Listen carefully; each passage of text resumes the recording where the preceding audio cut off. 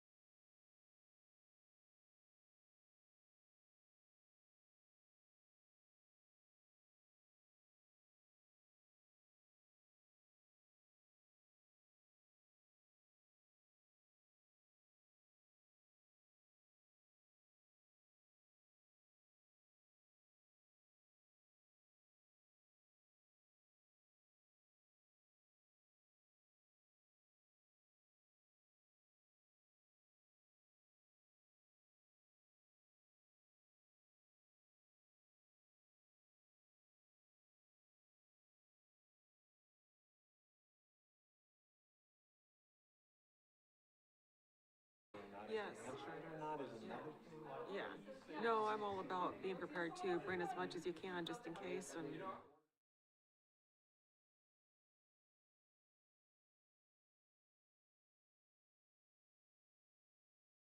watch the council meetings. Yeah, that's true. And he's like, yeah, I think it's on a land page.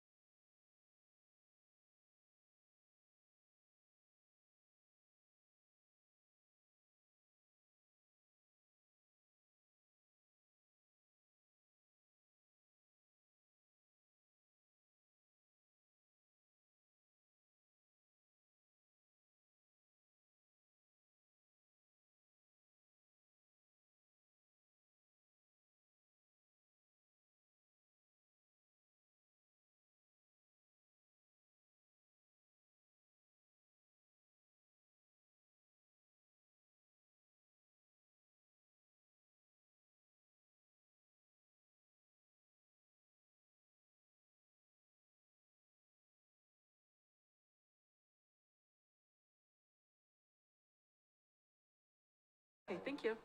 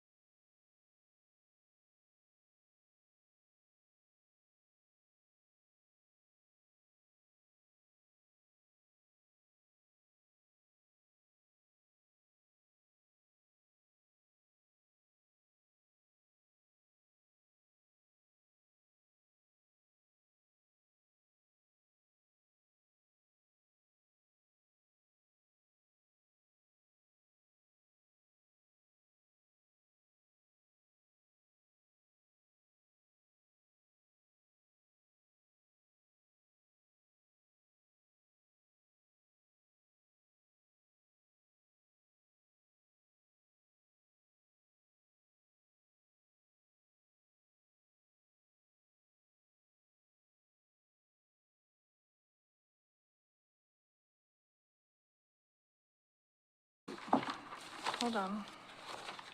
I'm calling to order that's not us, this is us, the Keizer Traffic Safety Bikeways Pedestrian Committee. It is 6:03. Oh, I thought you were talking to me. First order of business is approval of minutes. We have both November 16th and January 18th to approve, so I'm going to, yes. I will start with November 16th. I move we approve the minutes of November 16th, 2023. Second. Moved and seconded for approval. So I was seconded by David? Matt, thank you. And now I ask for approval of January 18th minutes. We need to vote. Oh, we vote, I'm sorry. All in favor? Aye. Any opposed? Passes unanimously. And move to, I ask for approval of January. I move we. Okay, thank you. I move we approve the minutes of the January 18th. I second. Madam Chair, I submitted some corrections to the paragraph that talk about what I talked about, that I don't think change anything in the paragraph. It just makes it clearer as to what my points were. And you gave those to Dawn. Yes, Dawn will make the corrections. So we move to approve with the corrections. Yes, move to approve the correction.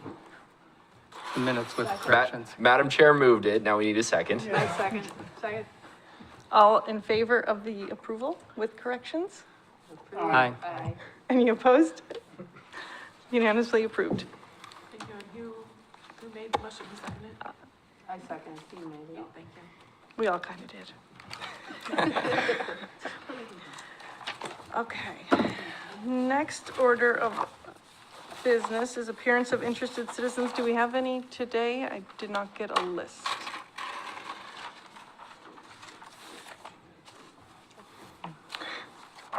We do not have any today.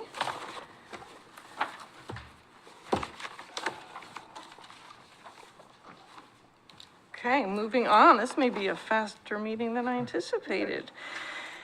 I actually have a lot to talk about in my input section. Next order of business is for the draft strategic plan, feedback from members. This is a continuation of last month's conversation. Would you mind leading us in our effort? Councillor Hussman. Thank you, Madam Chair. Let's start at least slightly from the beginning, because in the previous TSBP meeting, we discussed what we were doing with the strategic planning effort as a council. That essentially remains the same, that we're looking at kind of a 5-year window with respect to the direction that we want the city to go in overall. It's not necessarily specific to a ton of resolutions or ordinances that we have or we may have coming up. More so, again, a broad consideration for different city staff members and departments as to where it is that we want to take the city. And we continue to seek input from every city committee to better understand, frankly, what it is that we may or may not be missing. The hope is obviously that we get as much right as we can, or get as much consensus as we can. We're not obviously going to be perfect on that. Failing that, though, the broad strokes of the mission of the city, we hope, are present within the document. Always bears the mention that what we have before us is a draft. We got, as I remember from last time, we hit mission, vision, values, and started to get into the goals through the strategic plan as we had expressed them. But Madam Chair, do you mind if we start at the beginning again, just hit mission, vision, values quickly? I want everybody to make sure that they feel heard on every piece of this, frankly, so. Nope, I agree. Okay, awesome. So let's start there. I'm happy to turn silent for a minute, and whoever wants to speak regarding the stated mission, vision, and values pursuant to the strategic plan, please let us know what you think. Anyone on the committee have any comments or questions on that? Other than what I made last time, Correct, in addition to. in addition to that. David, you know you can always repeat what you said last time if you really feel like it, but it's okay if you have new stuff as well. Counselor Husband took great notes, though. He took great notes. My only comment is the idea of the basic concept of growth of a population of an urban area is a good thing. And I don't offhand know of any good things that come from population growth. Things will occur that are good, but not because we got bigger. Getting bigger, from what I can see from all other towns, is often negative. Yeah, you get to grow your police force. Yeah, but you doubled your population. You're even more short, the cities I was looking at, even more short of police, sewer, people working on the sewers, all of those sorts of things. Per population gets worse. Now, we're really in good shape compared to other cities, don't get me wrong. I'm very happy about that. But just the idea that you need to grow is good. Just the general idea, growing is good. I don't think it's right. Go ahead, Mr. DeBasi. I don't know if this is tearing off of what David said or additional or whatever, but, one of the things we talked about, and we'll talk about some more as we get through these things, is, we talk about Keizer being a place of volunteerism and what pride, spirit, volunteerism. And we also have in our city's charter about the least cost government or something along those lines. That is true. That is a current mission statement, which we are looking at that as a council, I would say. But absolutely, you're correct. That would be good if you look at it, because I feel like we ran up years ago, but we're still bashing our head against the reality of we had this mindset at the founding of the city, the least cost government, but we keep running into that wall of trying to provide services and trying to read this about leadership and, vision for a desired future state of the city. Aspirational is great, but I would like to see that we move away from just being so narrow focused on least cost government. And I'm hoping that this will allow us to work towards providing the government that we need, not government on the cheap. Yeah. Mike, David, thank you both. I do think your statements are in concert, seriously, because there 100% is the assumption within this document that the city is going to grow. Now, we're not necessarily going to put a number on it because we can't predict it and we want to be honest in our assumptions. But a basic assumption is that there will be more people in Keizer 5 years from now than there are today. A shade over 39,000 today, who knows what it could be. So there is absolutely that assumption of growth, and then there is a countervailing or counterbalancing measure in terms of identifying what that level of service is. And frankly, we're seeing it with KPD, right? With Chief Copeland. I know he's having a lot of discussions right now about how to maximize the resources that council has been able to give that we have through tax dollars, and those are frankly ongoing. Unfortunately, we're not necessarily solving things for Chief Copeland right away. We're having to iterate as we go. But 100%, that does become a bit of a governmental stumbling block on kind of that major conceptual level. How much is too much? How much effort how much effort should we make to constantly reinvent or look back over what we've done previously? And then frankly, how do we make things more efficient as an overall government? What does that realistically look like for the city? They're big questions, but they're hard questions, and it's worth challenging the assumptions on that. So David, you're absolutely right to challenge the assumption, and I guess it's a bit of a cop-out on my end, but the most basic thing I can say is that, yes, that is an assumption that the city is making within the strategic plan.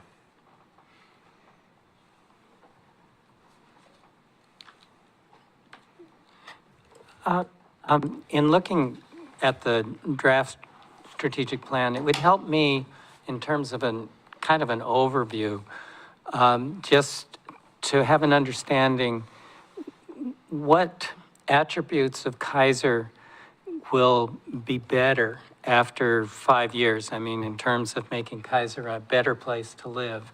Or is it simply what's envisioned in here is just trying to hold it where we are? In other words, what is there that would be there that would be places that people would enjoy visiting, hanging out, recreating, just being more livable than it currently is? Yeah, totally legitimate question, David. And again, bit of a cop-out answer, but what this strategic planning document is ultimately going to do is it's going to go back to the staff, and the staff then are going to hear from executive leadership as to what the strategic plan is overall, what some of the indications are, and then that'll be balanced against existing work streams, things you guys have going, initiatives, pie in the sky stuff, whatever improvements. The strategic plan then is going to help to shape what those work streams fundamentally look like. And Don, feel free to correct me on any of that, but that's my best understanding for how this strategic plan is going to impact your day-to-day lives, because ultimately it will. So is there anything strategic in here that points in a direction to improve the community? I would argue that within the goals that we set, there are measures for community improvement. And frankly, that's an awesome segue into the first goal. Madam Chair, if we... Can I ask, just make one other comment?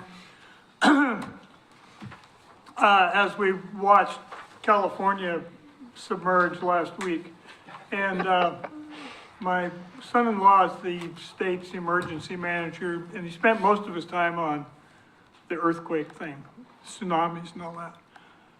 I don't see any mention of any of those, in my mind, major concerns that the city should be moving towards. I don't know, how about eliminating driving, not eliminating, reducing the number of miles driven by Keizer residents by, something.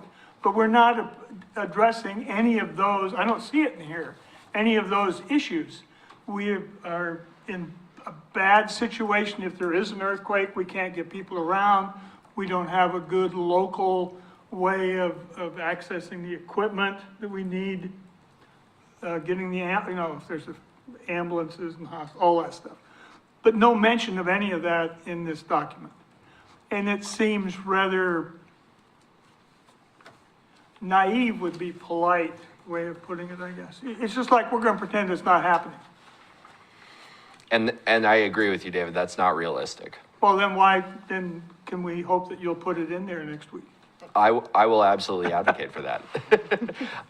I can't necessarily advocate I know for that. a number of miles driven I know or, that, but Yeah. something, well, do something, what are they gonna do about it? I hate the word global warming, but all of us know that the weather has been crappy the last few years, and they know what's causing it. I mean, there's no doubt anymore. So what are we doing?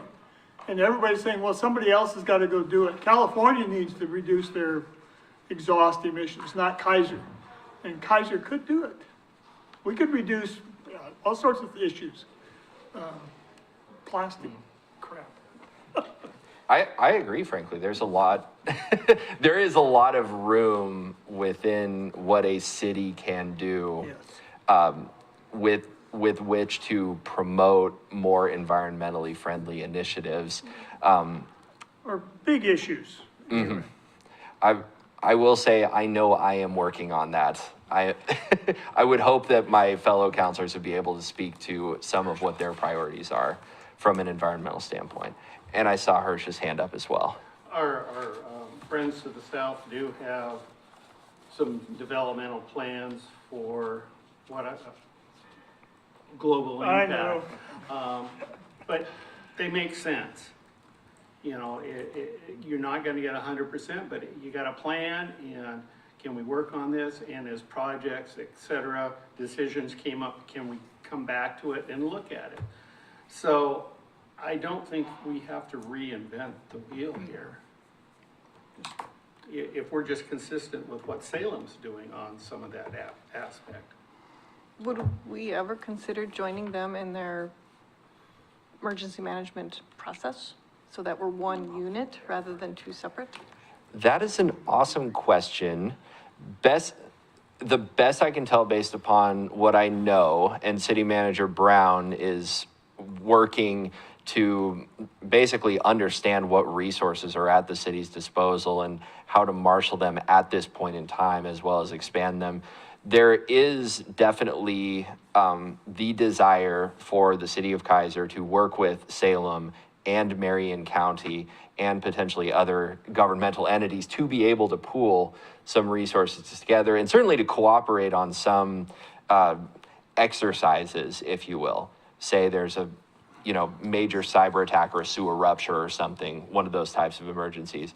Adam Brown's already going through some of those exercises with higher governmental officials, but I can't necessarily speak to the full nature of the cooperation, in part because that is something kind of hard with what Salem is doing, and I know Salem is also looking at their own emergency management as well. It's just a bit tough because then you have that governmental entity mismatch where not everybody necessarily wants to yield to another or avail themselves to another in certain ways. Sure. Did you have something? Oh. Hirsch and then Brenda. This is something back to the future for Keizer, because we did have an emergency plan. I lived through it during the flood in '95. Not only was there a response plan, there was equipment. We had CARES, which helped take care of animals, all that. That was all eliminated. So, and like the CARES thing, Carol Dorfler and my wife Marianne ran that. And it was all donated. It's kind of like our helmet thing, again, low cost. But we had places to take. Whitaker Middle School was the resource area to take animals. And we had cages and everything just for animals. And then as far as radio equipment and stuff, they were, I forgot where they were set up, but they had a whole mobile unit. And then which no longer is with the Keizer Fire Department, the volunteer CERT team, was about, and they used some of our bicycles. Yep. No, I So did search and rescue for years, so I'm familiar with what, I know about Keizer. I'm very familiar with Marion County and Salem because I worked with them, what they don't do. Okay. But They they canceled their whole department No, about but 6 years ago. we, in the past, were able to do something with our cost-effective Yep, volunteers. volunteers with some training, but it was eliminated by past city council, not your city council, past city council. Isn't he responsible for that old stuff? Well, I guess so, So, yeah.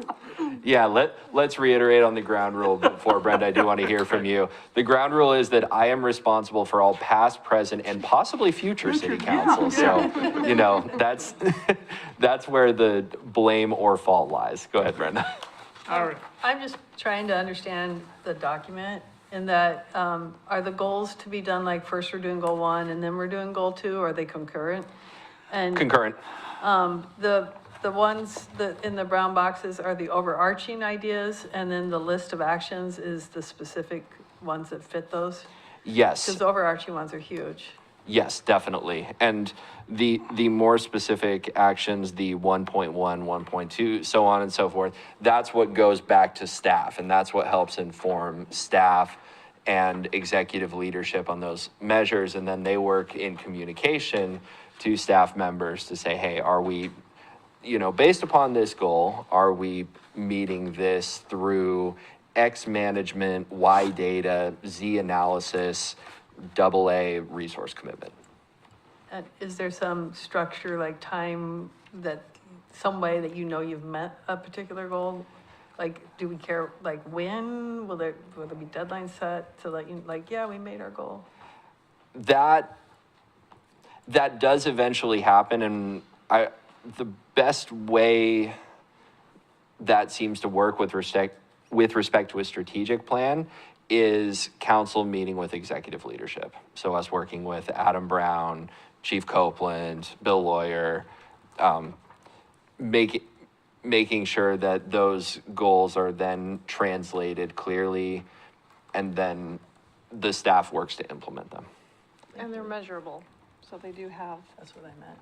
they're measurable, and they would have, there's a pending year that they're tied to, correct? Absolutely. So as specific as we can be, that's amazing.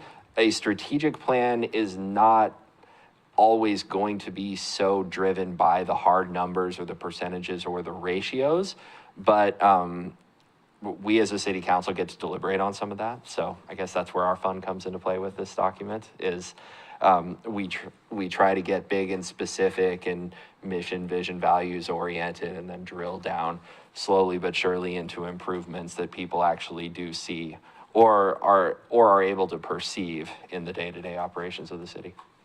Thank you. Goal 1, promote a safe, healthy, and attractive community to preserve the quality of life for all. I will say with respect to some of these goals, they are a little bit based on work from past councils.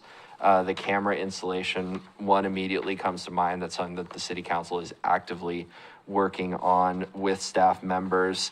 The citywide emergency management plan is here, albeit in bullet point form, not necessarily in great detail, but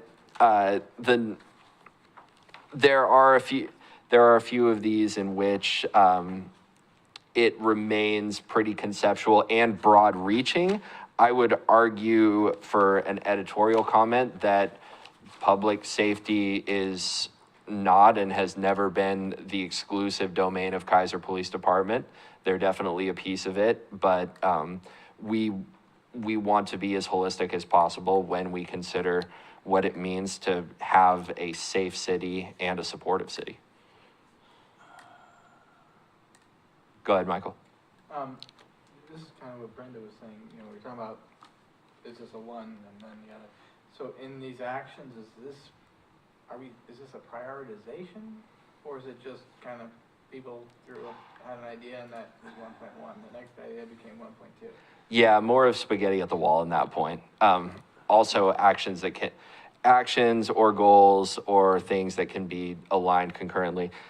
By dint of example, 1.6, there's the tabletop exercises mentioned, which are emergency plan walkthroughs. We've done, I've been in those in the county. Nobody from Keizer was there.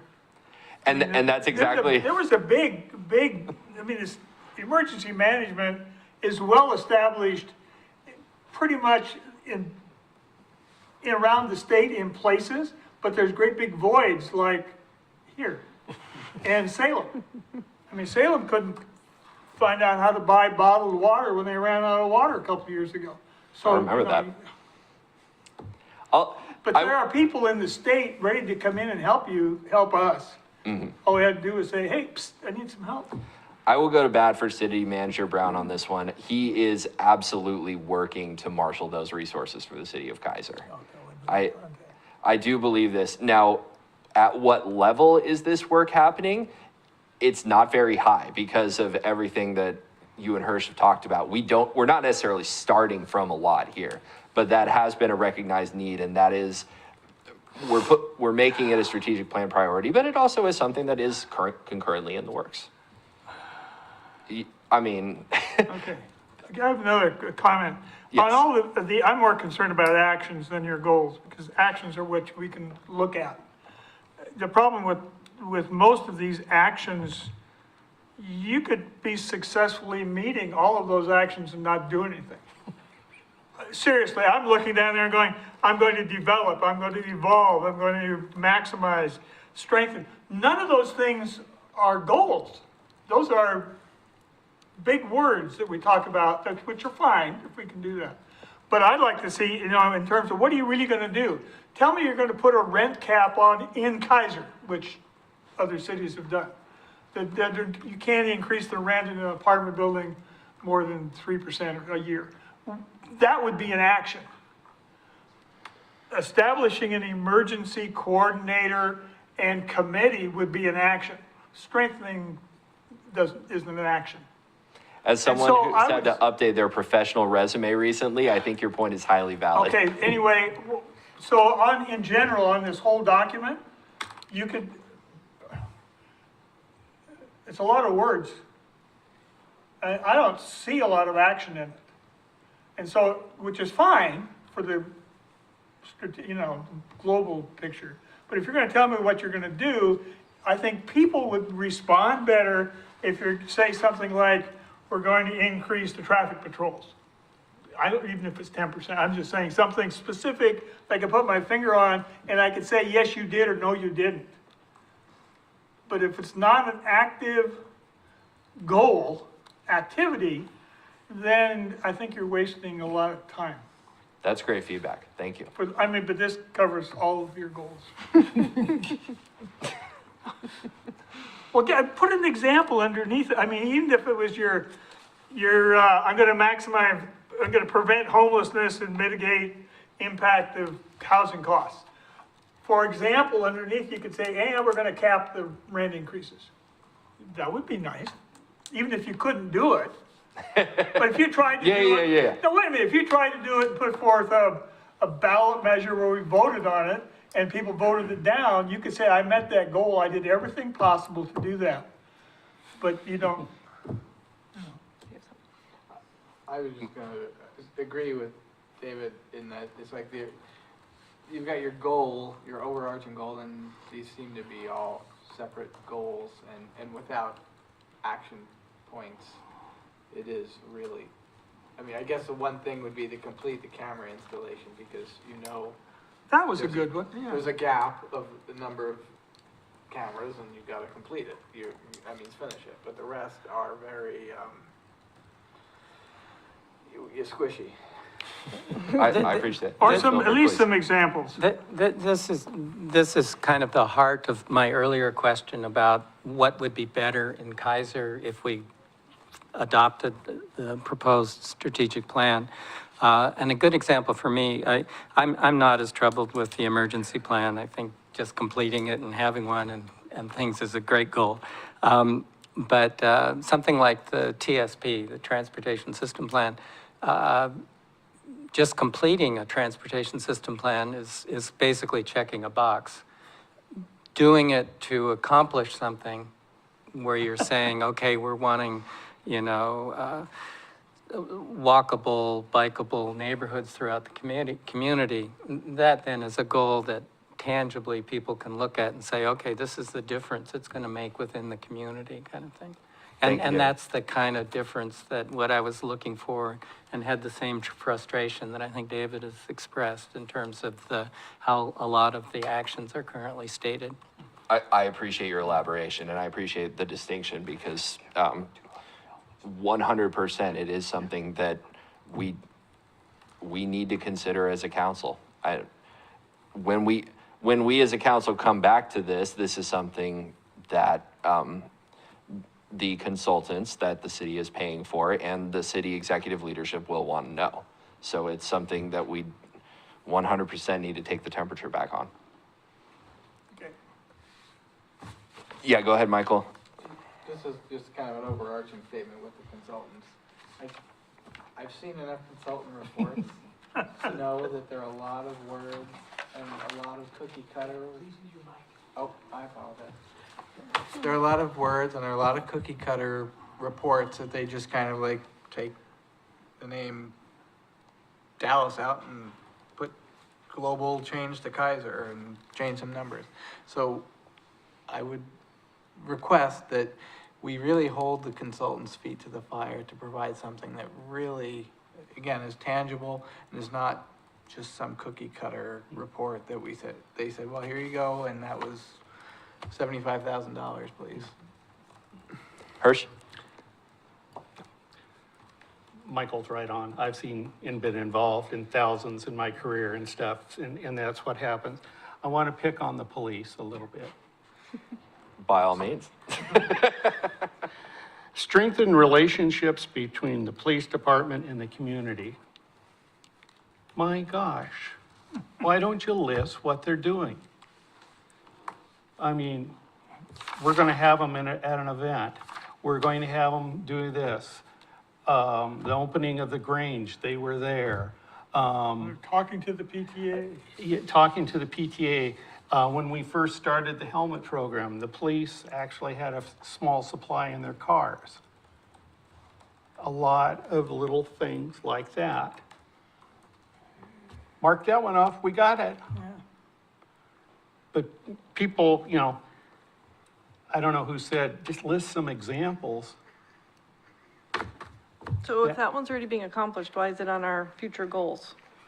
There's always more to do. Sure, but I'm just saying by having it on here is something we're trying to achieve when we're already working on it. Well, it doesn't I don't even- want it to be given the impression that we're not, and that we're Yeah, starting from scratch, that's all I'm saying.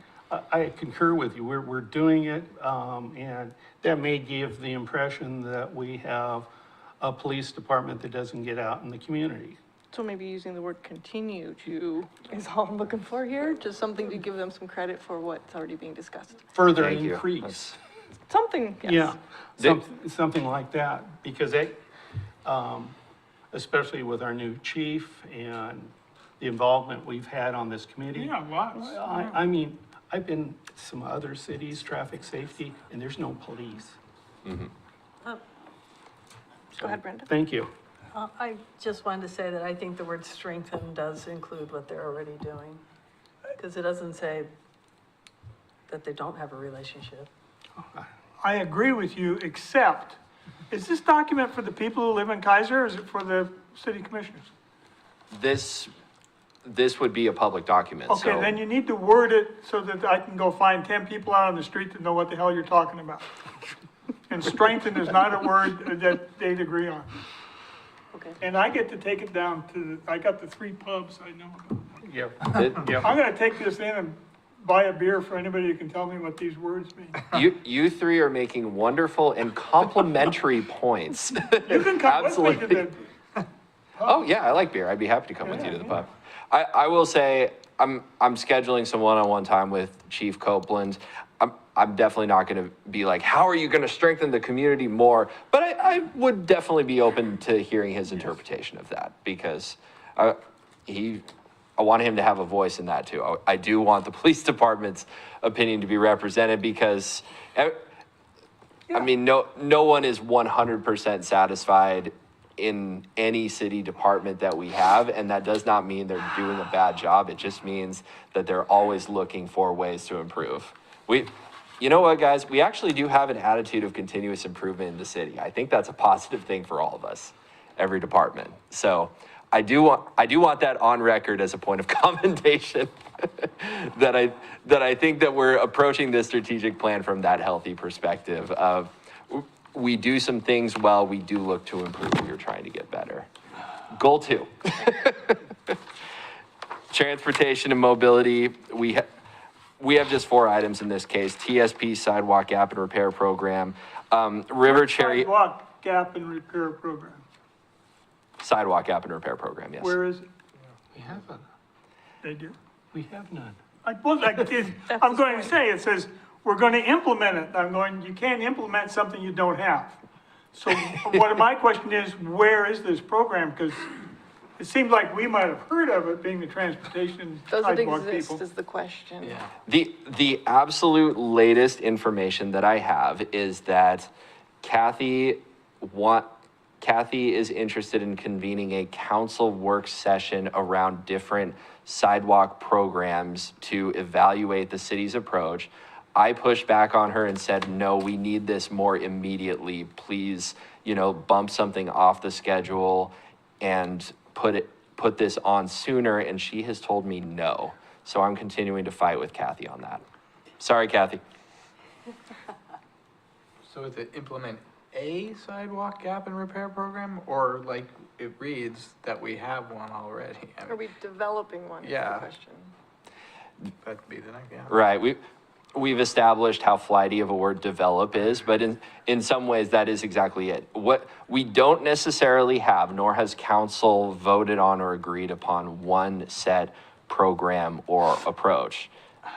I personally have one, and I'll tell it to anyone who asks it, but mine is kind of something of a political document at this point because I haven't gotten it approved through the entire council. It's not something that I could point to as a city program. So there is, at least taking the temperature of the other counselors, there is some general desire to come together to develop one that eventually we take back to the staff to implement, but we haven't hit that point, and at this point, I don't know when. I am sorry about that because I did try to Well- nail down a time frame, but I don't have one. Sidewalks depend upon money. The money has to come up at the budget meeting. The budget meeting starts 2 months from now? 3. March? Whatever. I The think- budget's coming up really quick. Yeah, You have to make a decision before then how much money you want to spend so you can put it in the budget so we could do something by 2025. Okay, so say I'm going to convene a group to discuss something about sidewalks. You know, you could slap together a sidewalk program. You and I could slap it together in Hirsch or Tammy, anybody in a half hour. Or less. Or less. And, I agree. And it wouldn't necessarily cost a whole lot of money. I always thought, you said you had one, I have one, give me $200,000 or $500,000, and we're gonna have a lottery. Anybody who wants the sidewalks done in their block, submit it, we'll put them in a bowl and draw one out and finish their sidewalks. That's not illegal. It doesn't work that way. I know, I'm just saying, I didn't say it was a good plan. It's better, wait a minute though, as bad as it is, it's better than no plan at all, because now we're back, you're up to 2026 before you do anything at all. And that's not acceptable.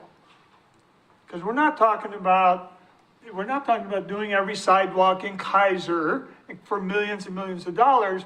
We're talking about, let's go do, one of those streets up by, Keizer Elementary doesn't have a sidewalk. You can put sidewalks. No, you can't Yes, just you- do that. We yes, need to do evaluations of who owns what land. There's drainage, there's a lot I of know. involvement. That doesn't happen in But- 2 days. Well, our I plan said the plan was, I said the fact that you pick somebody and then you call Mike and say, go out there and look, would you, Mike? Well- Tell me what you-" I know we've had discussions on sidewalks a lot over the years. And we had people on Clark Avenue, which is right across on Dearborn. And, from the city, you have sidewalks on one side and nothing over there. And a, good housing district. And the times that we have talked about it as this committee and the neighborhoods, the issue is our streets in many parts are off-center. The right-of-way is whatever. Neighbors do not want, some neighbors lose their parking spots. But to have a plan, yeah, we could do it in 2 minutes, but the implementation takes a little longer. Yeah, but the plan I doesn't. don't know, I don't agree. Plans take a lot longer. Okay.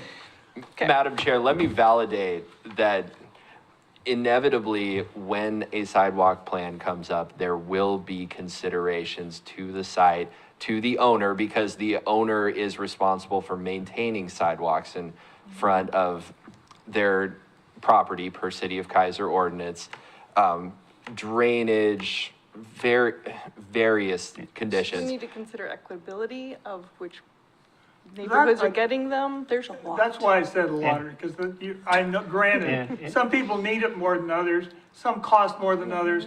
I would say, hey, let's pick the cheapest ones we can do for 5 years.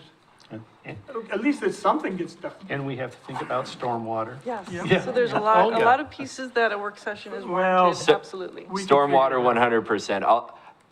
I will temporarily conclude this discussion on this note because we will absolutely come back. The answer, as best I can tell in my research on sidewalk programs and various issues, is it ultimately amounts to yes, but it'll cost you. Are you willing to pay the cost? And I regret to inform that the city council has not gotten to that point yet. We have not necessarily been held to the record of, are we willing to pay the cost to put that in? So that's 100% an us issue that we do have to reflect in the document. I think Mr. Philbrick had something first and then. Mr. Philbrick definitely did. I've been steamrolling him. I'm sorry, David. Well, first of all, in thinking about tonight's discussion, goal 2 to me was the one that's most pertinent to this committee in terms of transportation and things. And in terms of the goal statement, it talks mostly about motion. And I think there's another element that is important. I would suggest a change of safe, mobile, connected, and livable community. And in that, in terms of looking at, like, update this transportation system plan, my 2 biggest suggestions would probably both come under that. One is develop infrastructure, have as a goal for the, and then really an action plan, develop infrastructure in all parts of the community that is supportive to walking and biking. And one of the reasons I think that's important is if you get the AARP magazine and other things, which you might if you get older here. I have parents, you'd be surprised. One of the things that they use as a proxy for livable is whether a community is walkable. And they rate communities on that in terms of what are the best communities in the nation to retire in. So anyway, I think it's an important metric, and one of the few metrics that you have to a nebulous term like livable. Another thing which I think is important that is not expressed within here, and again, would be a characteristic if I was to say, okay, update the transportation system plan to do what? If people in the community, first of all, we have expanded a lot. In the background for this, it talks about 10% in the last 10 years.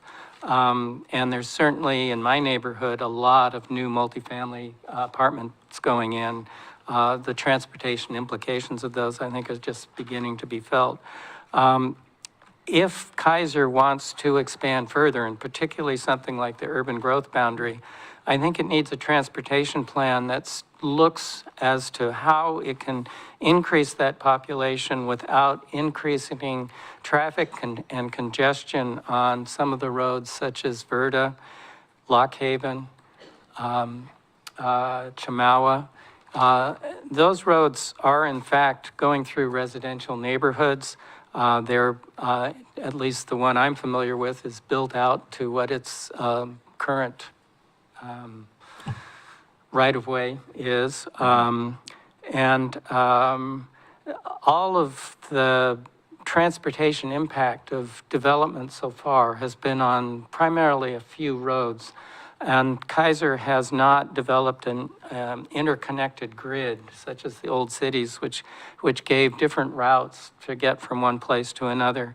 And if it's going to expand further, I think it's important that it develop a transportation plan that realistically looks at those transportation impacts and the increased density on the roads and looks at alternatives as to how that can happen. And a stated goal in here is keeping a small town feel. And there's no way you will do that unless we as a community come up with ways to develop more connectivity throughout the community that doesn't impact just a couple roads.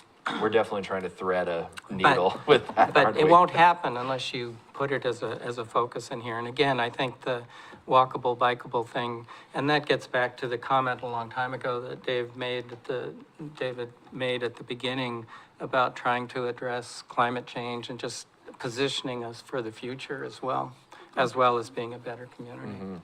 Thank you for that. And before David It's may, actually a positive comment this time. all right, I'll cede the floor to a positive comment. Let's go. One of the, you have 4 items here. I'm not sure where this fits exactly, but the planning department or the city of Keizer's planning, whatever you call them, all those rules, need to be changed before something, soon. Because, for example, I would suspect if we're having all these people come in, maybe we should reduce the lot size by 50%. I don't know, some amount. The other one we talked about once before was have all of the neighborhoods interconnected. That means if somebody buys up the Iris Gardens and decides to put in a big development under the new urban growth boundary expansion, then they should not do what they did along Park Meadow, where you, if you want to go see the guy who lives behind you, you have to walk 6 blocks. But there are a few here and there around, you find bike lanes or alleys, or whatever you want to call them, between a couple of houses. So whoever did the development and subdivided the property, we need to have a policy that states that they have to put in those interconnections between the neighborhoods. But those have to change, whoever does the planning, I guess it's the planning department does the policies. Those have to be changed soon because my understanding is once somebody bought something, then he's under the old rules. So if somebody buys this, I'm gonna develop it, you can't change the rules after he bought it.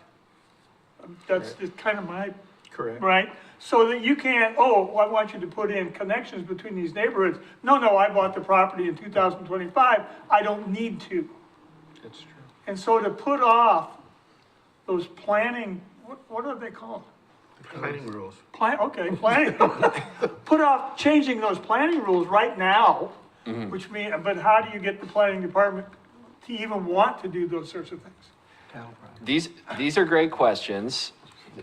Seriously, these are great questions for what it is that we look like. And I think back to one of my first conversations with Shane Witham, our planning director ever, where he said that essentially Keizer kind of hurt itself because the city came of age in the 90s, and what was the urban planning trend du jour, or neighborhood planning trend du jour in the 90s? It was the cul-de-sac.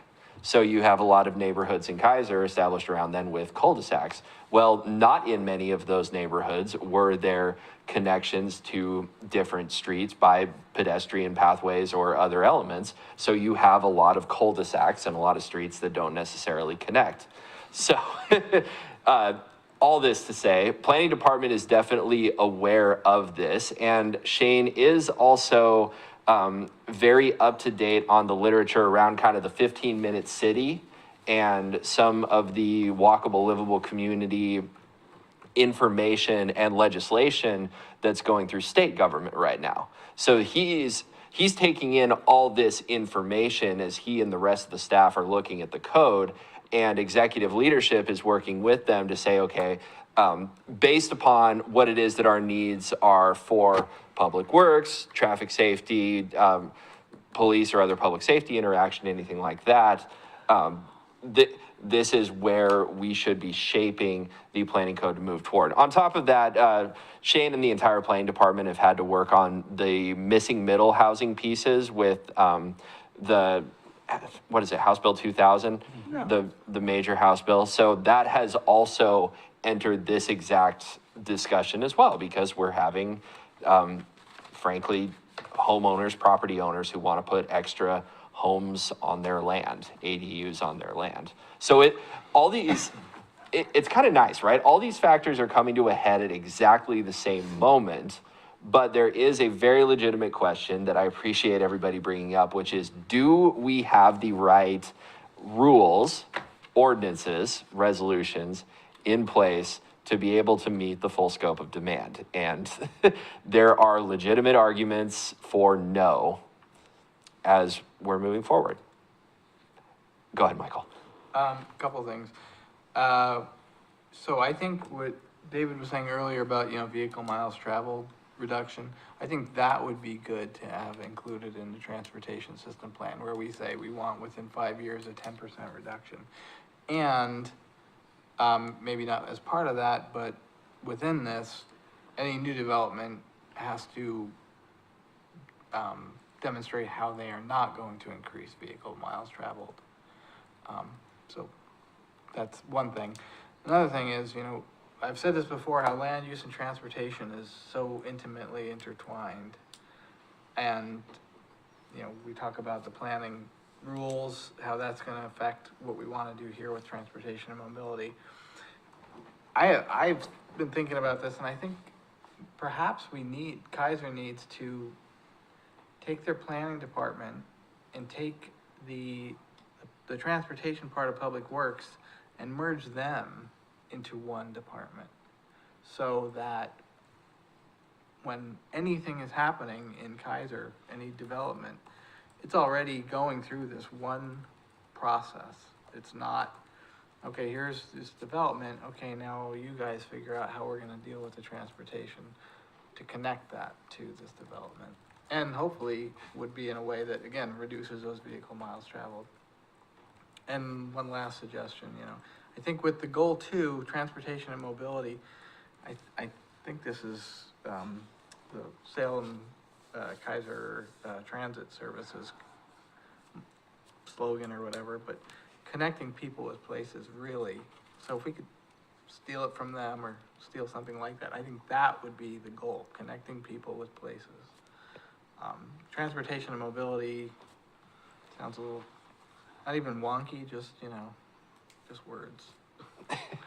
There are a lot of just words. That is great feedback. Thank you. Something I can talk to City Manager Brown about, and especially as we get to the budget question, there may be opportunities to address some of that friction between transportation within the planning context and transportation within the public works context. So absolutely something we can take back. Vehicle miles traveled is something that I can take as well. I also forgot about walk and bike scores. I think you all have seen them. That's an actual number that we could use to measure. Every community has them because it's a third party that administers that program. But there's a measurable element that we could take as well. I don't think I brought that up in a meeting, and that's 100% on me.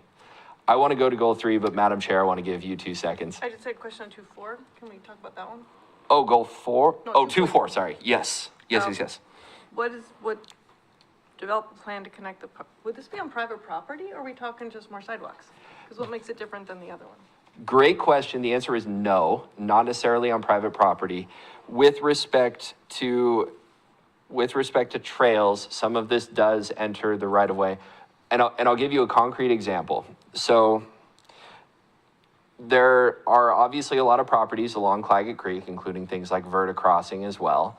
But according to Mr. Lawyer, someone among the city's forefathers saw through it to put into a master plan a bike or pedestrian only boardwalk that could theoretically traverse Claggett Creek alongside from north to south. That would be an example of something that would be a part of this plan. But how does that? Richard connect? Walsh did the plan, passed city councilor, and it was a wonderful plan. Neighbors fought it. Of course they did. But you mentioned Keizer Rapids Park. I, as a kid, and my daughter with her horse, rode all the way to Willamette Mission along the river. There's places that are governmental owned and privately owned, all the way to Willamette Mission. And there is a trail, except for one section, to the riverfront that can be done. Not always at high water, but. Okay. But thank you for asking, because yes, that's a good question but I thought all these private properties would preclude, as you could tell from Hirsch, it's a bit of a yes and. But there is some of that initially baked in. So the idea is just having a document that fleshes out all of what we do have, what we do know to be governmental in nature, what we do know to be private in nature, and where the connection opportunities lie. And that plan was well over 20 years ago, so just because it didn't work then doesn't mean it can't work in the future. Are you talking specifically to the one on Verda? No, Well, parallels. parallels Verda and along the Claggett Creek, all the way to Rite Aid. And then actually you could go from the golf course parking lot all the way to, what's our northern, Jack Street? Or- Yeah, Yeah, you could go all along the Clyde Creek all the way to, there's nothing down there. I mean, I can go down there, but you can go in my backyard, I'll give you easement. well, there's one piece of private property that you don't go across Which one? down there.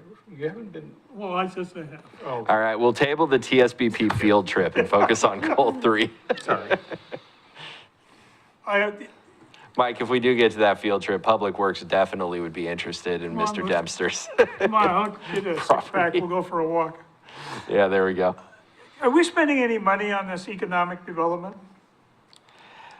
God, that is also a great question.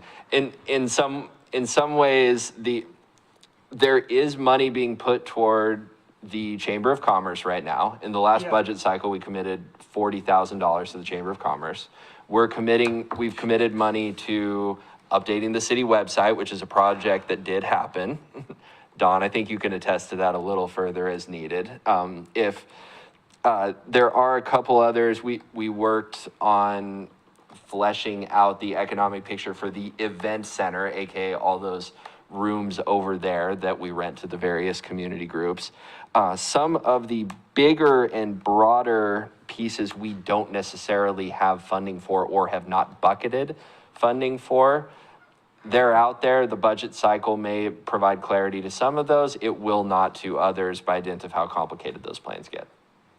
But if you take the existing personnel we have who are working their little hearts out and give them all of these things to do extra, then we're taking away from what the city of Keizer has today and having them conduct urban analysis, research projects and so on, which you're spending our money on this.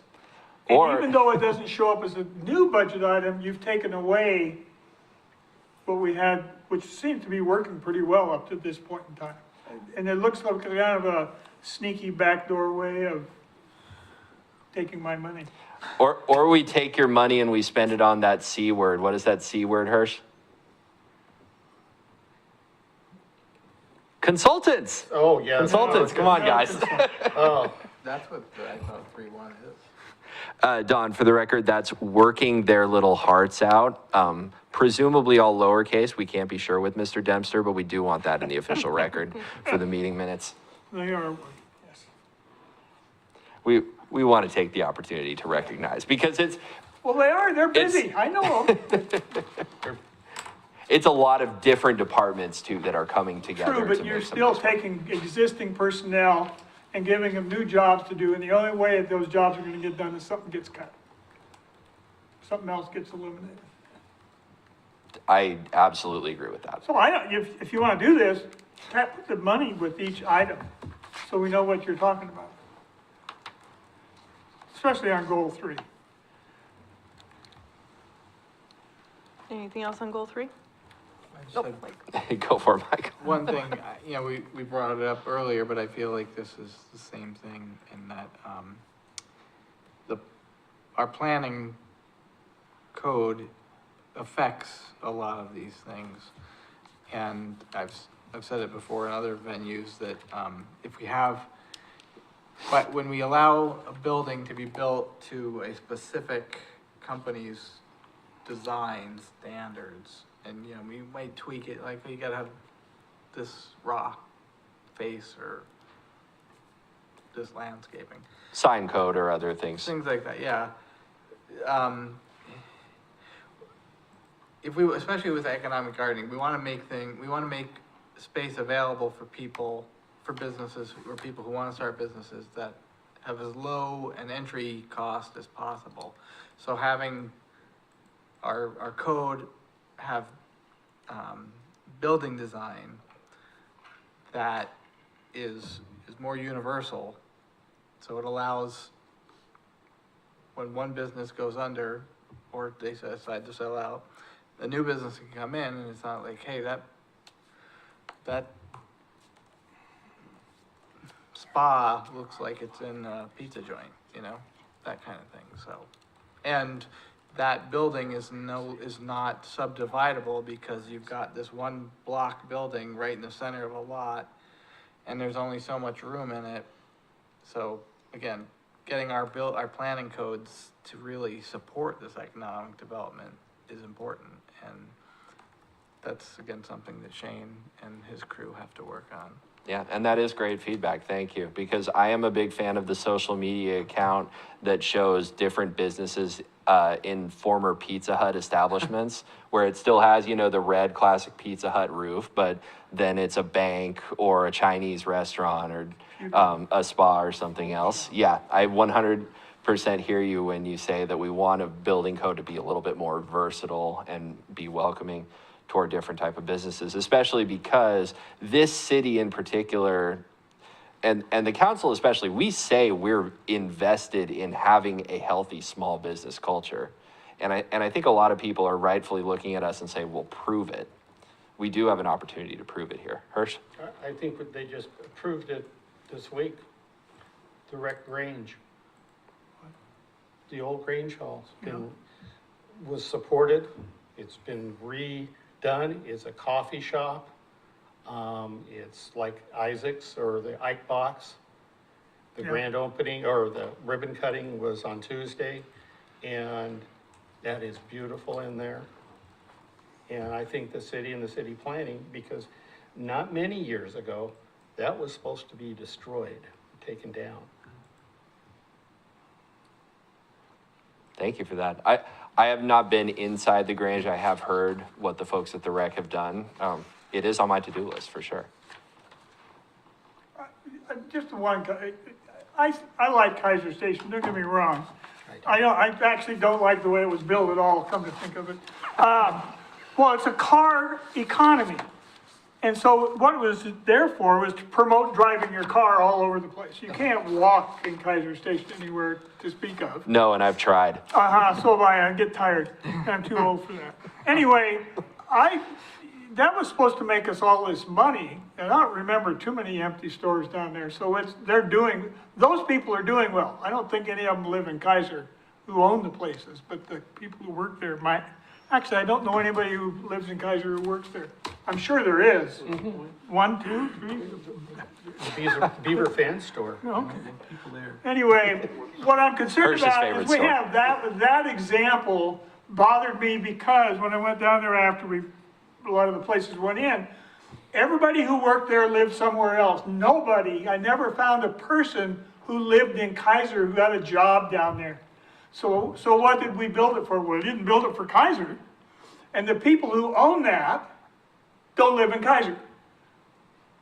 And it's costing us more money than we put into it. So it's nice, don't get me wrong, but why? Was that a good use of our millions of dollars of the city money that the people who worked in the city had to invest in the planning and all the meetings, and the secretaries had to go to take notes at the developmental meetings? Cost us millions. I just questioned it. It kind of bothers me, and if you're gonna do economic development, heaven forbid you do economic development that looks like Keizer Station. Because it's anti-global warming, how's that? Can Councilor Husband come back with data if that's true, that we're losing money on it, or if that's not the case? Next time. That's awful expensive. Yeah, I'll see what I can pull at just the most high level, because I think what David has is the case for a great general economic study. Unfortunately, I don't have the probably $500,000. I would need to do it upright. I'm just So, curious if the tax base is bringing us more than we're losing, as you stated. What? The tax base, I just want to know if that's bringing in the taxes. We bring in lots of Yeah. taxes, but Okay, it didn't, if it brought in as much as they promised, we wouldn't have had a tax increase in our property taxes since it was finished. I don't know about you, but mine's gone up 3% every year, which means it didn't bring anything. If it brought something in, the police department didn't get a lot we're gonna give you 5 more men, and what happened?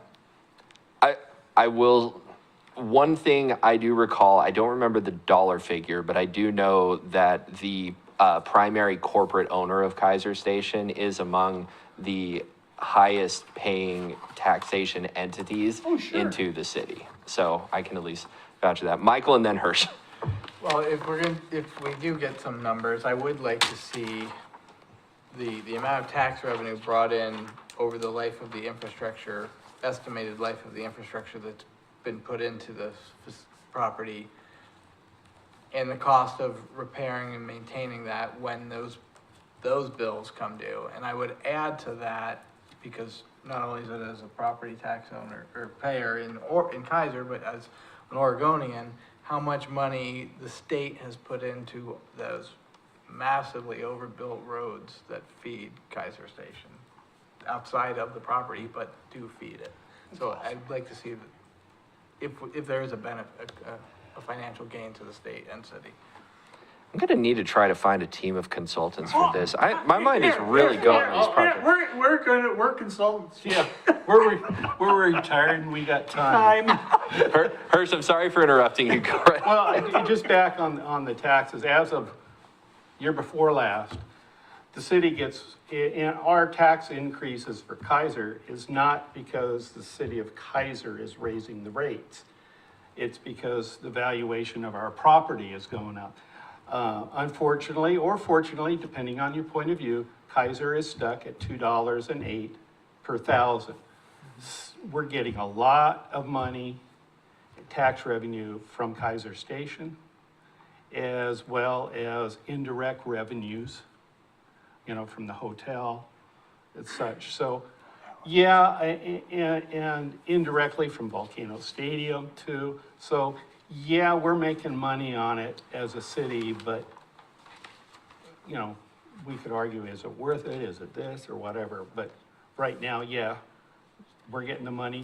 What ODOT does with their part, or what the Siletz does on their side, that's another story. All right, Michael, one last comment, then I want to make a pithy comment and we'll move to goal 4.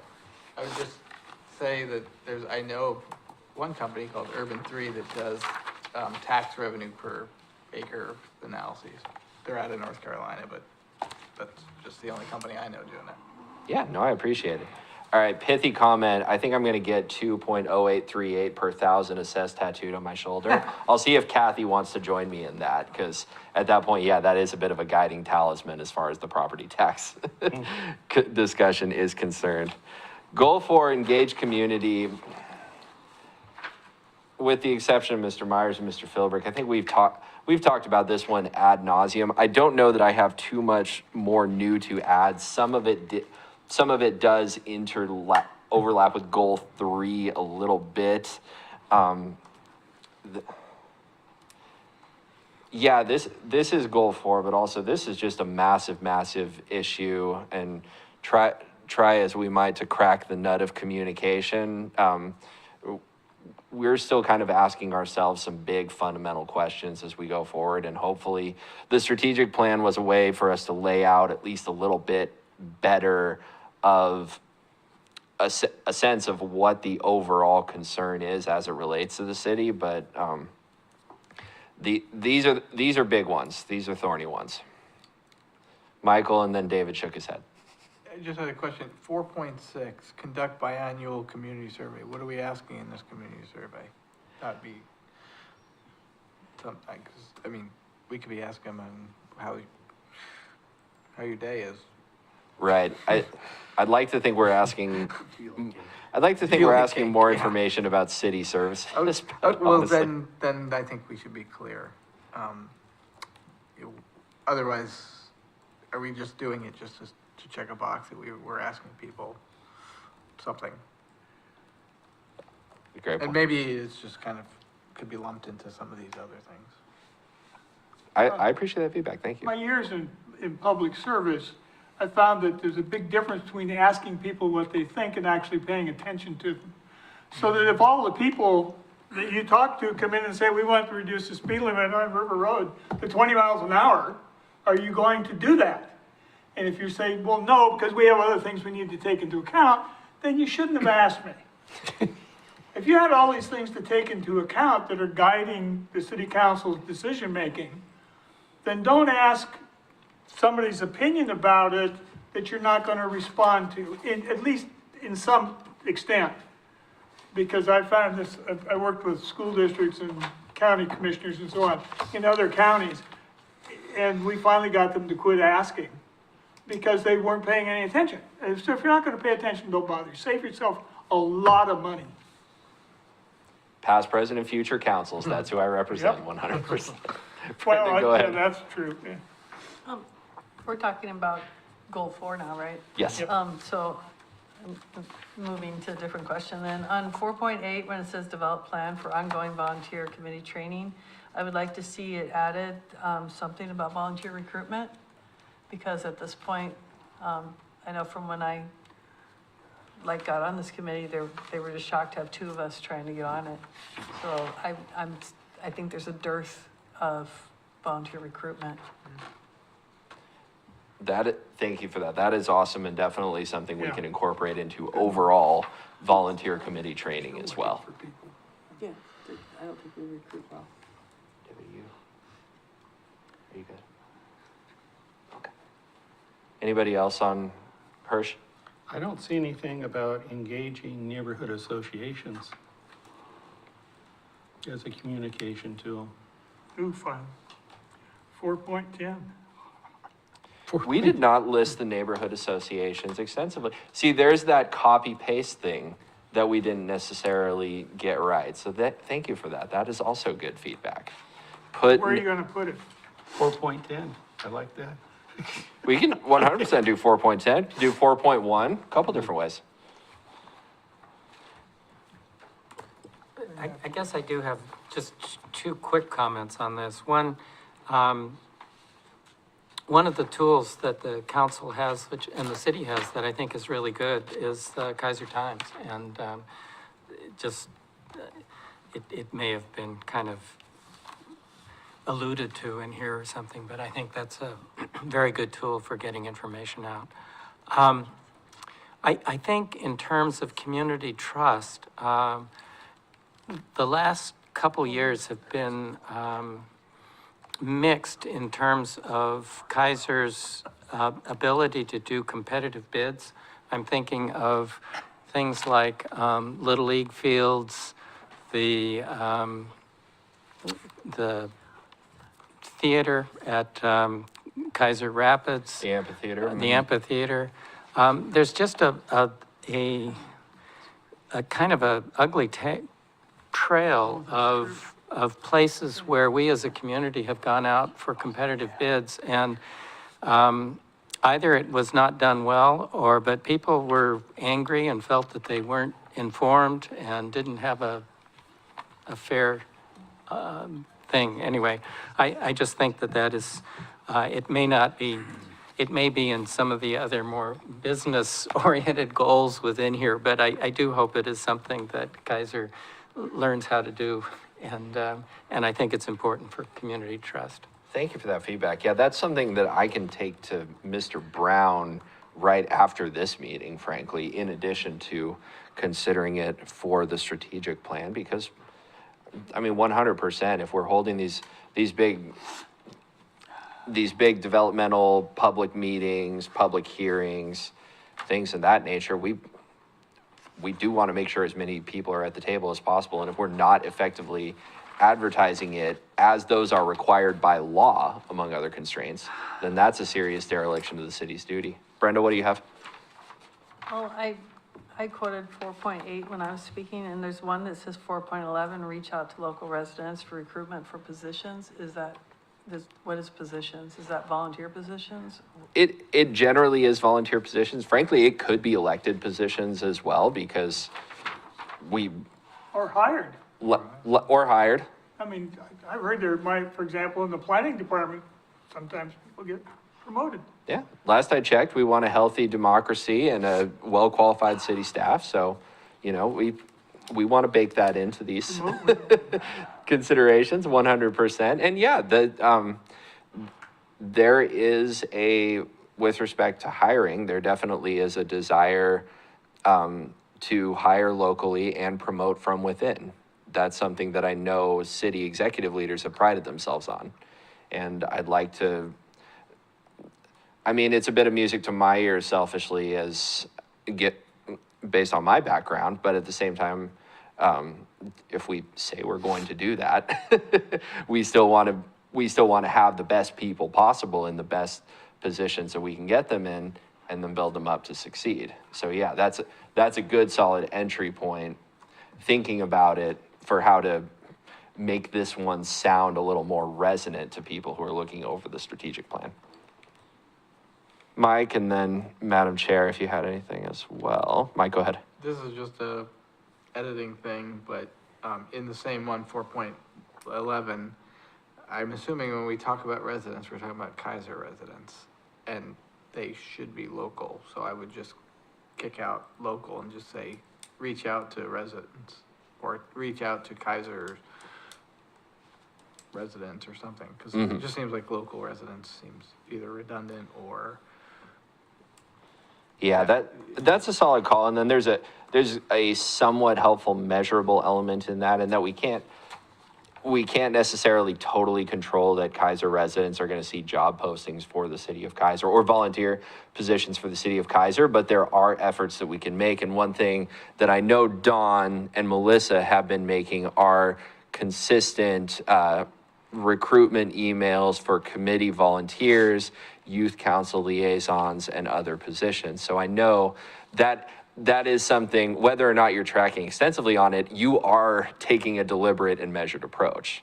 And it is something that we do want to incorporate and bake into what we've got going here. I want to move on to goal 5. Mr. Myers, do you have anything for us? I don't want to pressure you if you don't. No, I just stand by what I said last meeting. The goals need to be measurable and actionable. And so I think what we're talking about here and the input that we give needs to be focused on what we do, traffic and safety. So, and if we stick to that lane, we can get through this. Thank you. I appreciate you saying that. There's that word again, Mr. Dempster. Goal 5, community growth. Responsibly plan and invest in community infrastructure and built environment to foster sustainable growth that preserves Keizer's small town feel. Now, small town is a subjective measurement, So just let that one go. But I was concerned about the last one, 5.9. I was just reading that the average, I can't remember, I think it was Oregon, the average price of a house in Oregon is $460,000. sounds accurate. If we're going to expand, it would be nice to expand in the way that the people who work in Keizer right now could afford to live in Keizer. And they can't afford to live in a $500,000 home. And we have a surplus, big surplus of homes worth more than $500,000. So if we're going to expand, I can live with that if you don't build anything more than, say, $600,000. Don't go out there and do those McMansion things that are like out on Brook Lake Road or out on River Road, $1 million plus on a 1 acre lot. Now, I know if I was in construction, that's what I would want to build because your profit margin is way higher on those types of developments, houses, than on building apartment buildings or something. So is there any way we can get the planning to rather soon make some sort of restrictions on what kind of houses we're going to build? Because we don't need like the whole Park Meadow area, we don't need more of that because lots of people can't afford that. I see what you're referring to. And this says we're going to try and have a well-rounded zoning. That means we take the existing zoning and try and well-round it. That means we need to add all low income, not all, but mostly low middle income houses. And I don't see, when I've talked to a couple of the city council members, that that's in their vision. And that something's wrong with that because people who work here, I'm fine if we're gonna have Keizer Station. I would like people who work there, live here. How about the teachers? I talked to a teacher, can't afford to live in Keizer. And we're gonna build more. $750,000 homes? This answer, I guess, is couched in me being an elected official and advising a volunteer committee. Please, please, please, if you believe strongly about this, and I think everyone here does in their hearts, and everyone watching at home does in their hearts, let the city council know through written testimony, in-person testimony at our meetings, letters to the editor of the Keizer Times, and in other public forums. Please tell the city council what the future of housing should look like in the city of Keizer. 100%. We need to hear this type of feedback.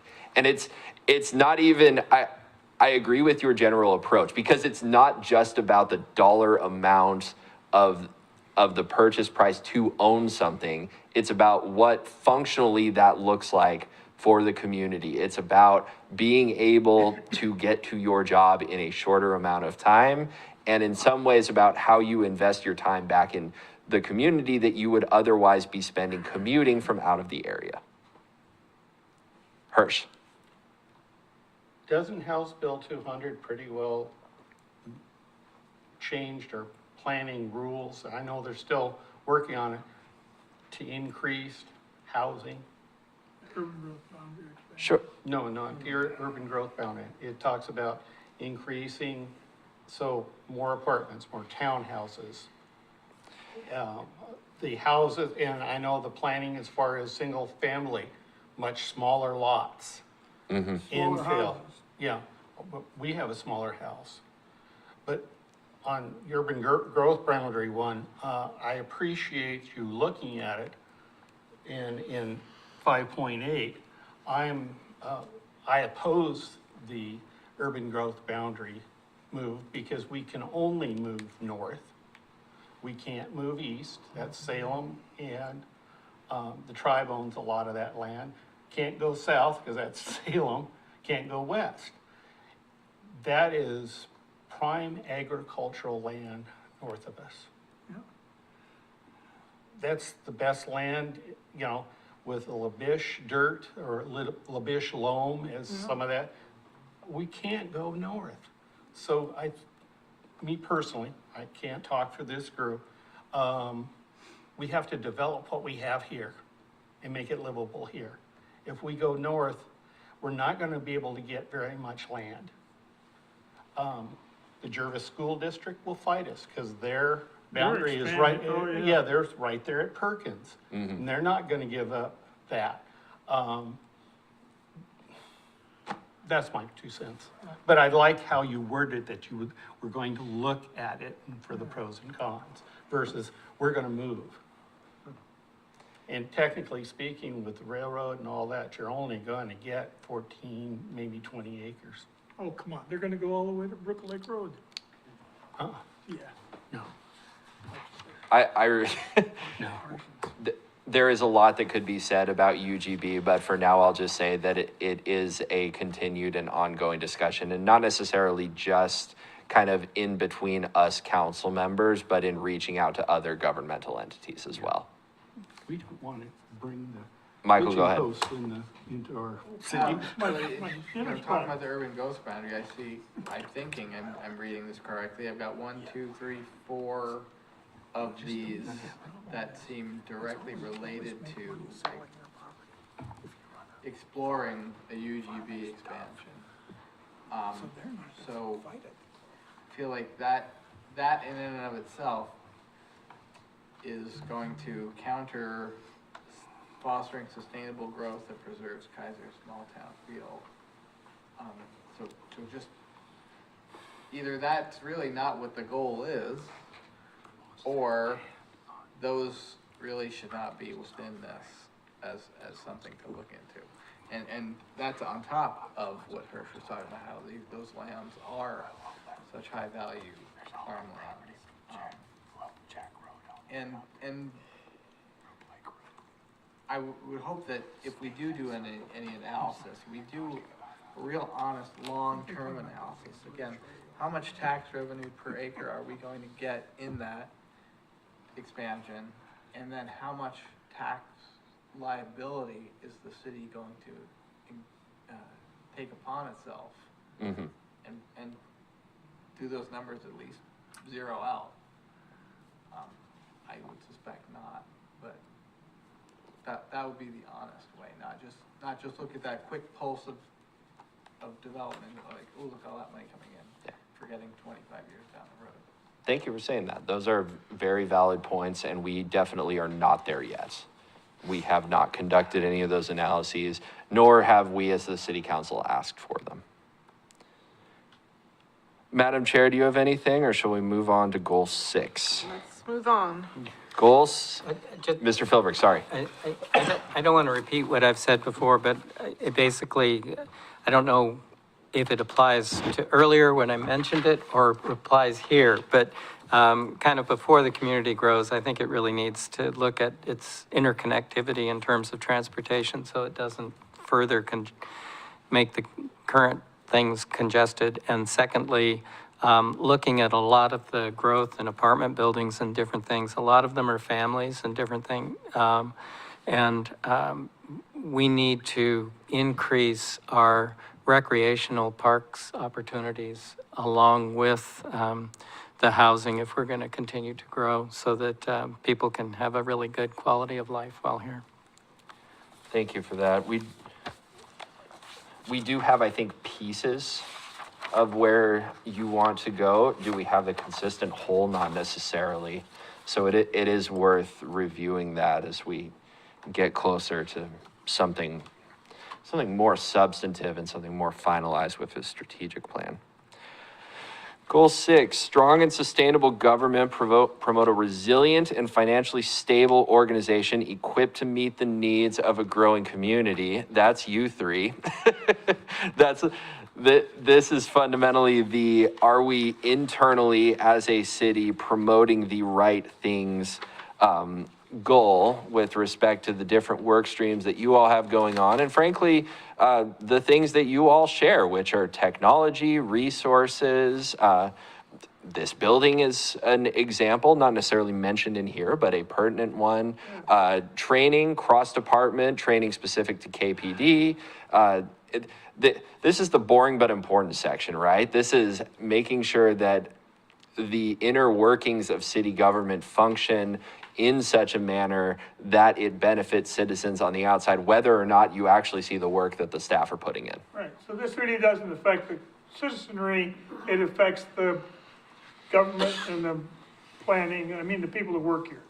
Well, it doesn't, but the fact that... In the end result, yeah, because everybody's gonna be happier and we're all gonna have a better life, but we won't notice that unless you bring it to our attention.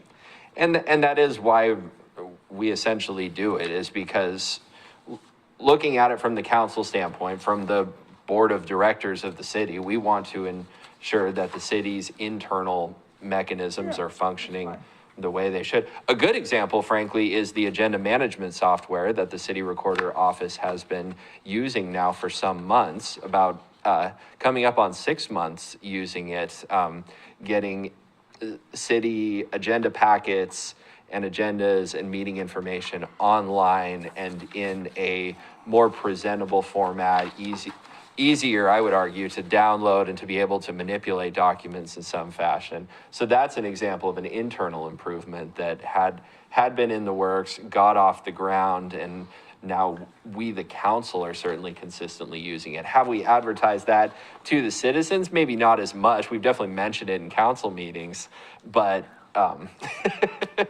that's a little bit of that inside baseball there. And some people just don't necessarily care to know, and that's their right. But for us, the board of directors, we do want to ensure that what is not immediately present is nonetheless working as we'd like it to. We, the citizenry, I should say. Madam Chair. Is 6.6 the same that we talked about in number 4? Biannual community survey, I believe it is. It's exactly the same as 4.6. I'll go back to them and smooth that out. I would suspect that stays in 4.6 rather than 6.6, although city staff is like a community in a way. They have company picnics. Something like that. I'm being. They're all building. I mean, there are all building events and everything, and certainly all staff initiatives. It's not necessarily all training and rules and bureaucracy. And some of that too comes back to, we've talked about it a little bit, but the employment, human resources, how it is that Keizer's treating our people. We want to reflect that in the document for sure.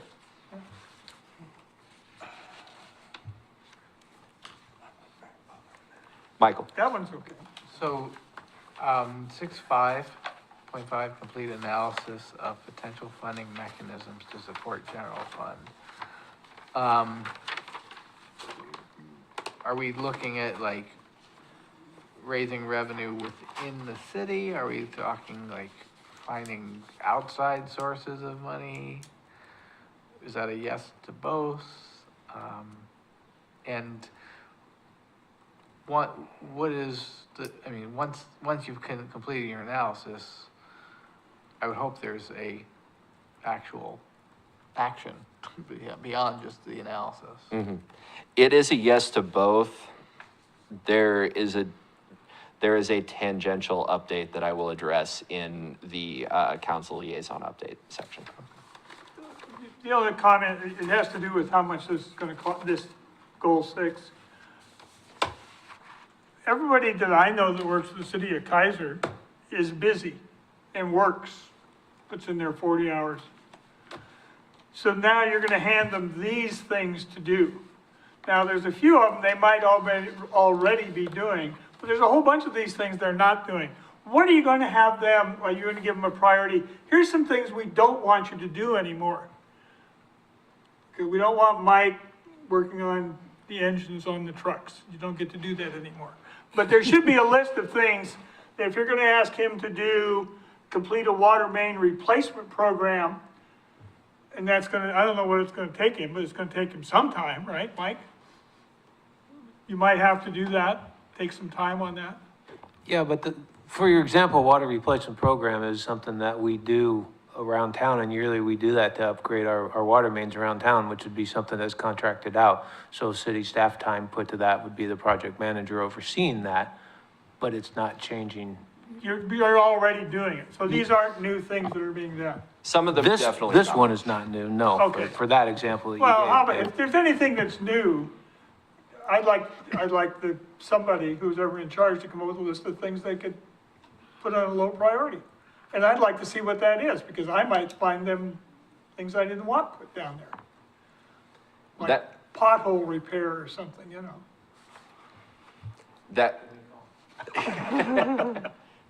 It's a fair question. It does, this is where the division of labor comes from, and I don't necessarily know that we approach it to the extent that we should with regard to public transparency, because the council is taking this and saying to executive leadership, to Bill Lawyer, et cetera, okay, this is the direction that the city is going. These are elements that we want to focus on. Your job then is to create some of the goals around that. And then some of those goals feed into the action. So with regard to the water main replacement program, yeah, there already is one in development. We know this, you guys have been working on it constantly. There's project management around that. Bill's gonna look at that, report up to Adam, say, okay, this is where we are right now with regard to water main replacement. Adam and Bill are then gonna have a conversation, okay, is this where we wanna be? Has something worked? Has something not worked? What is it that we're going to do to change? And then the end result is always, can we codify that? Can we put that in writing? Somewhere in the overall Public Works master project list. Now, and I think I know where you're going with this, David, all of this does have a cost, time or money. And so we must, as the council, bear the brunt of that to some extent, or at least consider it, because if we didn't do that, we're not necessarily doing our job in listening to the concerns of staff that you guys are bringing back, largely through Chief Copeland, Bill, Melissa sometimes. Although Adam really runs cover for you and Melissa, and that's okay. Okay, But then on this whole document, regarding this issue of cost, because this seems to me if you do everything in here, you're gonna take a lot of the money you've got and spend it differently than you're spending it this year. I think you will be I really do think you'll be spending a lot of your money that it's the same money, it's just you're gonna make some jobs disappear. I'd like to see a dollar amount associated with each of these actions. And I think it's reasonable to take a wild guess. So you could say, under water main replacement, 0 cost because we're already doing it. There, that's easy. And the one above it, water master plan, since we haven't got that at all, it's gonna take you 80 hours, whatever Bill and Mike and those guys get, you could put a dollar value on that activity. And you could say, well, we're gonna spread it over 3 years, so we'll only take a third of it this year. You could do that all the way through this document. We totally could, but You're not going to because you don't want it, you want it hidden. Okay, hidden implies that we don't necessarily want to be transparent as a council to the people with regard to the accountability, which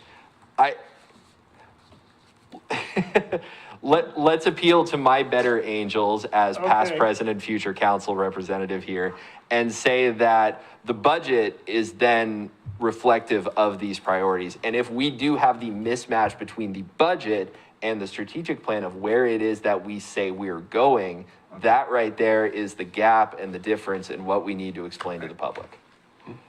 So Okay.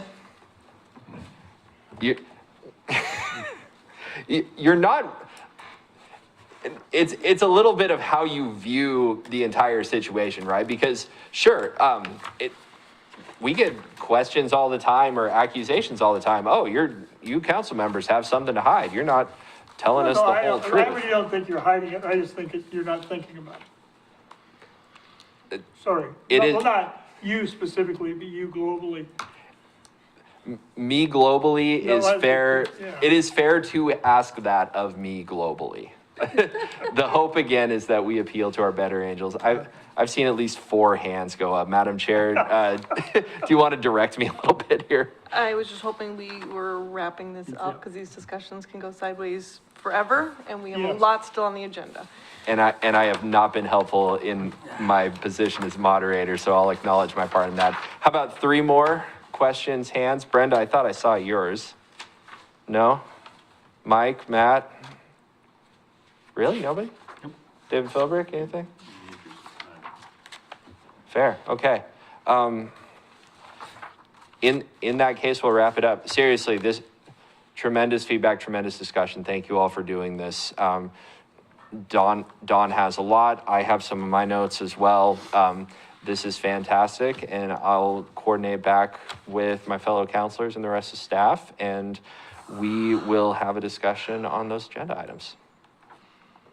That's all I got. Thank you, Madam Chair. Thank you, Councilor Hussman, for leading us in that discussion. All right, moving on to our next order of business, which is the project spreadsheet review. It was reprinted for us here at the Diaz, yes, with the active projects. I know, Hirsch, you have a section in this later. Do we want to combine them into one discussion? If that would be fine with me, if Okay. that's okay. I was hoping to look at each project as a committee to determine if it's in the right spot. And maybe whatever it is you want to tie to it with the budget, or is yours like overarching? I'm not quite sure what you're talking about. Well, there's some projects on here that are low hanging that we all, we know have issues or have been brought to us some time ago. And for this budget cycle, you know, we can't ask for all these, and some of them have been taken care of. So I'm just, can I, Sure, which ones? Lock Haven and near McNeary, there's already been a study done, correct, Mike? Correct. And we have support from the school. We have support from the neighborhood association for it. So I think that's one that should move forward. Well, it was presented at city council, and then where are we at with that, Mike? Yeah. I don't know. I know it was supposed to be presented and I did not get a follow-up That- from it was that, supposed to be so I'm not sure if it was presented or not. I know it was November discussed. 20th. It was, And so that one, I think, is a low-hanging one that we could approach the budget process at the budget committee and say, hey, we want this one to move ahead. so do you, How who do does we do that? that? Well, I think if city council's already talked about it, I guess the first place to either talk with Mike later on and Bill on what happened and go from there. Okay, I'll follow up on this too Okay. with Mr. Lawyer and just check whether or not we did bucket funds out for this. We definitely did for the study. I don't know if we did for the beacon proper. I'd have to go back on that one.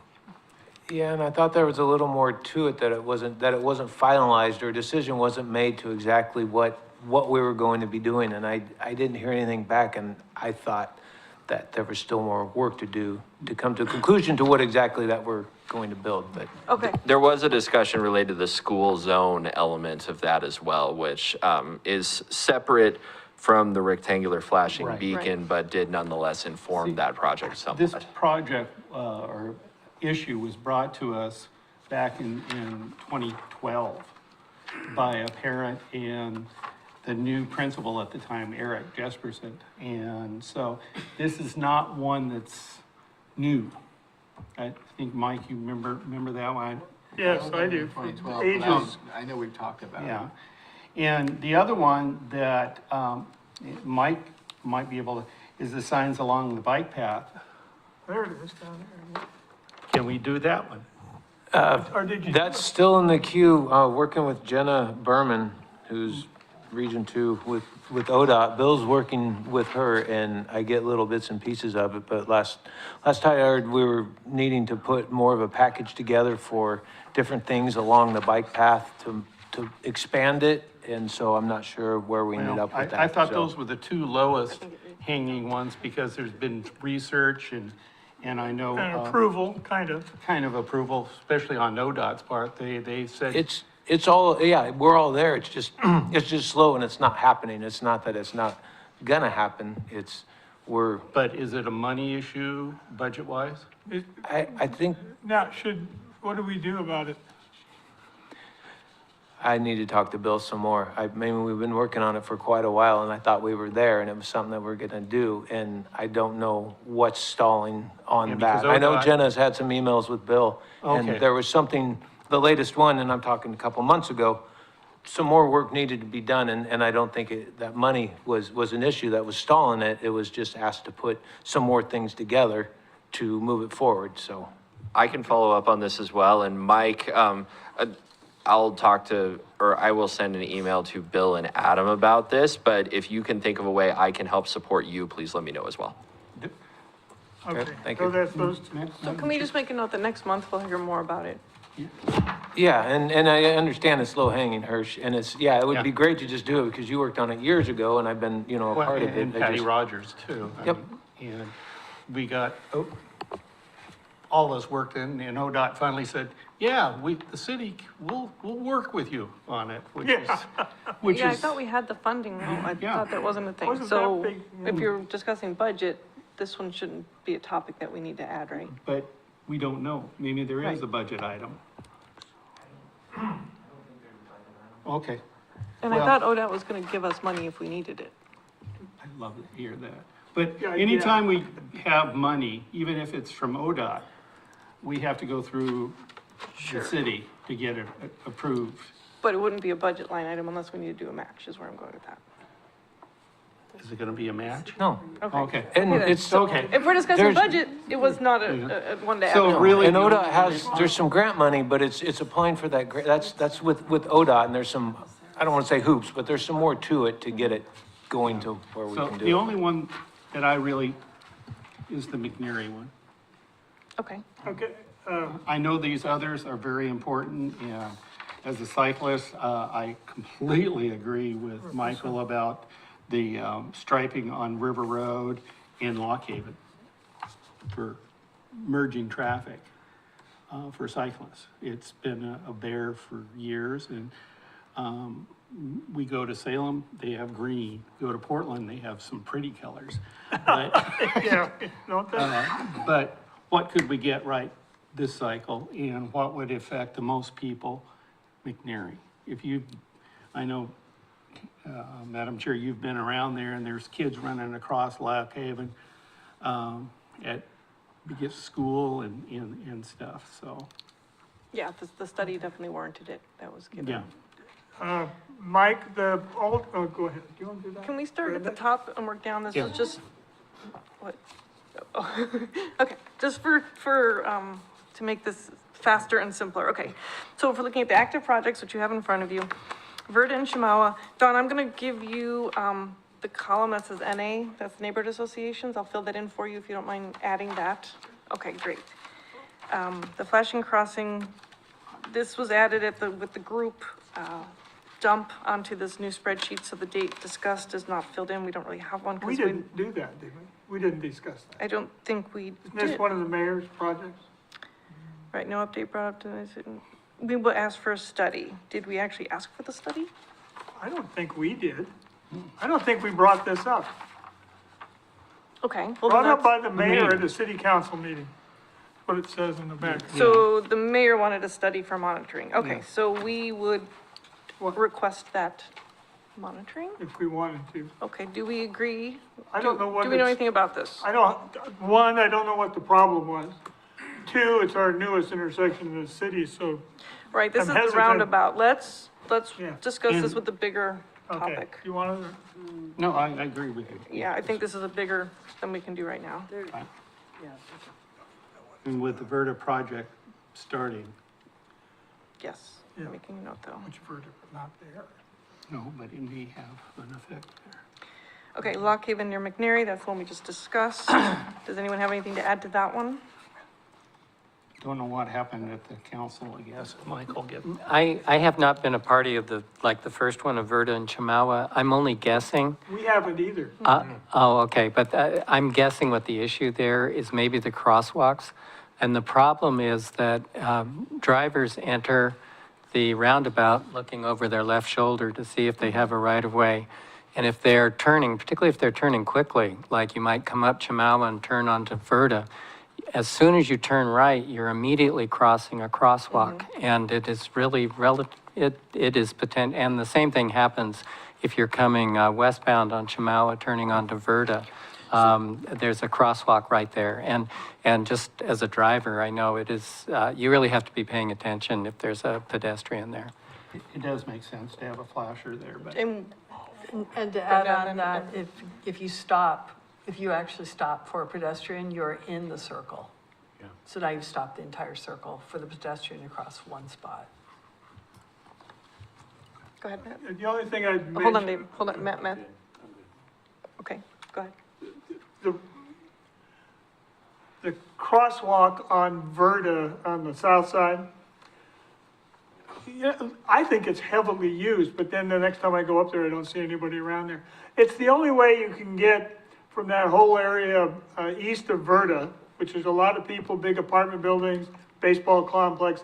The only way to get back to the city, city center, is that crosswalk.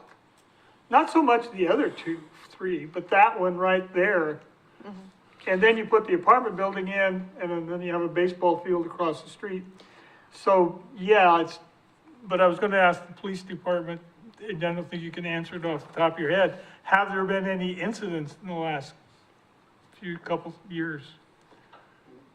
Let me ask for clarification. What are you referring to as? Have any pedestrian auto incidents occurred at the traffic circle because of the crosswalk? Or involving the crosswalk? Vehicle versus pedestrian crash, I am not familiar with one since I've been in traffic safety. There's been a few rear-end crashes Yeah. because somebody stopped suddenly. Yeah, well, I understand Well, that. Go ahead, Mike. So there's no. To what David was asking, I always caution if we just look at the actual accident numbers, because we're missing near misses or, the fact that some people, they might have gone that way, but because they don't feel it's safe, they don't go that way, and so they have to go out of their way, so. Okay, So we've been hearing about this location for a good year now, I'd say, so we know to monitor it. So I'd rather we not continue to discuss this at the moment. We know there's more to come as the, apartments start to fill in with folks and we start to see actual numbers come through. So the second one, Lock Haven, we talked about. Candlewood Northeast Curve at Brooks. We did talk about this at one point. Sergeant Wenning suggested chevrons, because we determined, as a committee, we weren't in support of anything beyond that, as I recall. I remember this too, Madam Chair. Yeah, bit of a lower priority one. I don't necessarily know that we budgeted for chevrons there, but still. There are chevrons on the corner. Okay, that's what I thought. Are they new? There's a guardrail. It's got, Is it new after this discussion? They've been there, okay. I guess the other question too was whether a bikes entering roadway sign of some volition was needed, because that's right at a part of the MLK Parkway path where bikes can enter onto, basically right onto the corner. And on top of that, because it's a sharp corner, it creates just an awkward intersection. What was that the concern? I don't think it was bike related. It was simply the curve itself. So Oh, I'd you're rather right. not Yeah, it's just the introduce any visibility more. element too. Yeah. So do we want to move this along and not keep it on our list, or is there still something more we want to address? Do we want to request data at this location? Is there a concern even?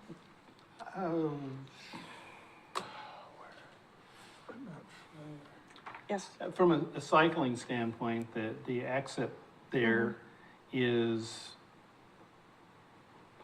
needs some work, but that's some work we need to do with ODOT on that.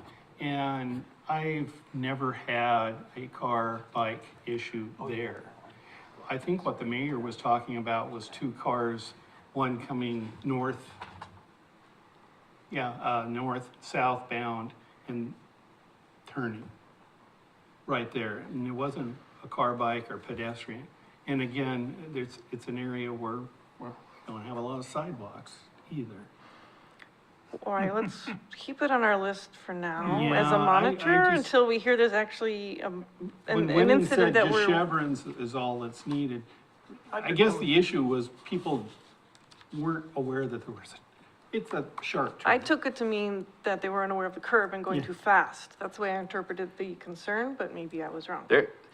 I think the problem is the issues are disparate depending upon what mode of transportation you're using. If they're Right. driving, if they're biking, if you're walking, they're in different issues entirely. So what it sounds like to me, Madam Chair, is just leave it on, but follow it and maybe dock it a couple spots on the list, because it's just tough to wrangle the problem, or at least the root cause of why. But I generally am sympathetic, because I do think it's a tough intersection for people in all three phases, because no sidewalks, sharp curve, and the bike access to Hirsch's point is gravel, essentially. It's not ideal. It wasn't technically ever supposed to be a bike access yeah. when it was built, so it just, one of those that was Evolved. created, Okay. evolved. So we'll just monitor for further future concerns. but there is bike path. I mean, you say no sidewalk, which you're correct, but there is a bike path through there, so there is refuge to go to. Yeah, but it's, I'm just stating. yeah. Okay. When we put out the signs, we'll go for a bike ride over there, and we'll see. No, It's close to where I had my yeah. Hirsch, that's really close to where I had my bike-on-bike head-on collision a few months back. Okay, next one's Chemawa Northeast Curve on west side before approaching Lucinda Avenue Northeast. A solar speed display was brought up. We agreed to monitor, nothing is set aside. I think this needs to run through our NTMP if that road qualifies. It's not an arterial, is it? What was remind me of the problem? People driving too fast? Some of them can change, that's why I wasn't. too sure. As long as it is fitting within the parameters of the NTMP, I recommend we run it through the process to see, So that's a minor, excuse me, that's a minor arterial. oh, it is a minority, Yes. okay, then we can't touch that, that's up to Public Works to address. And a gentleman had come in and discussed it, and then that's how it got on here, and then we haven't had much more talk about it. So there was a question about, do we put up a solar flasher there? Right. Just to say, hey, you're going this fast, and then that would have been discussion. Do we want to I recall, now I remember. do that or not? I think it was Officer Wenning mentioned all the wrecks in that area were caused by under the influence, I recall. Anybody else remember that? Yeah. Right, That there hadn't been any incidents other than, so what are we recommending we do with this? I think one thing we've said in the past is all of these roads that approach the roundabout are just different speeds. So getting a uniform speed as we approach the roundabout and exit, I think would help. And I on think top we should- of, maybe a flashing. Yeah, I think we should keep it on Okay, and keep watching it. my problem with it is it's no different than every intersection on that stretch of road. see, I think this is before that, So it's the one right before out the curve. traffic circle. Mm-hmm. But then, but a lot of the wrecks occurred off of Arcade, Yeah. which is a block up. Almost 2 blocks before you get to the, They're all the same. and they hit in the rock, you can see they're nice Right, gray rocks. so I wouldn't personally relate it to the roundabout intersection, it's separate, No, it's but it's before. on, well, that section of Shamawa from Sure. south of Lock Haven, every intersection there is dangerous. Yes. I mean, we can't put a, No, but, tell you what, let's make this a bigger discussion another day, Okay. when we have more time, Concur. because I think it's a good one to understand what we as a community are looking for. Alder Northeast at Brooks, solar speed displays, do we have a schedule for this, because this was approved? Yeah, this was with Ken's from Southeast Keizer. Yes. I think we did, so council voted to approve the flashing speed sign. Mike, go ahead, Yeah. I'm stealing your thunder here. Yeah, it's shipping. It's supposed to be here middle of February, so, it It's should be done. here any minute. As soon as we get it, we'll install. okay, almost Yay. done, good. Yeah. Yeah, we'll be able to cross that one off the list. Well, okay, on that note, Yes, ma'am. crossing off a list is not our intent here. And I have a whole list of things how to address the, spreadsheet as a whole. Because we're gonna monitor it now for 3 months and then look at the data one more time. That's part of our program. And even though this is not a NTMP and NTMP qualifying road, I recommend we still use the same process of when we work with staff to install something. Wait, this one is on the road, so this does qualify. 3 months later, we look at the data again as the process indicates to see, the benefits. And then we can share that information. Awesome, So thank for you for that that. reason, we'll have monitor, but we're gonna have lots of different types of monitor status moving forward. That's just me being totally ignorant, so thank you for correcting me on that, seriously. In regards to the Alder and Brooks speed solar signs, we've already concluded a speed survey on the road prior to. Once the signs go up, we'll let them hopefully take some calming effects, and then we'll conduct another speed survey. It's already Perfect. planned. That's what we're gonna monitor for, wonderful. What timeline do you want us to ask you back about it? It can be done, I would think you'd want to wait a period of time. I don't know what Right. you want to decide, a month, 2, 3, to We were let the people get effect of it? 3 months is what I thought the process said, is that fair? Sure. Okay, yes, Hirsch. The only point is, it depends on when it gets installed, because some of the impact on Alter is the schools. Good point. So if it gets installed this summer, let's kind of wait till September, and so we can kind of do the monitoring. Agree. However, if we get it next week, we'll call locates and install it Yeah, then you'll Perfect. have with, March, right April, now. May. yeah. So, Okay, which one? excellent. And what process was the 3-month thing you were I talking thought it about? was in the NTMP that we're updating. Oh, I okay. swear I read it in there I'll somewhere. have to read that again, Tammy. Wait till the new version comes out. Anyone else on that? Okay. Stoked to see the new version of the MTMP, Madam We're Chair. getting there. It's all good. You're doing great work on that. On its way, okay. Signs along bike path, we just talked about that. We'll hear more as we learn it. I'll be out there with you whenever you're installing them. Okay. Well, no, I know kind of, you have all my old notes and you probably can't read them. Throw it at me. Oh, okay. No,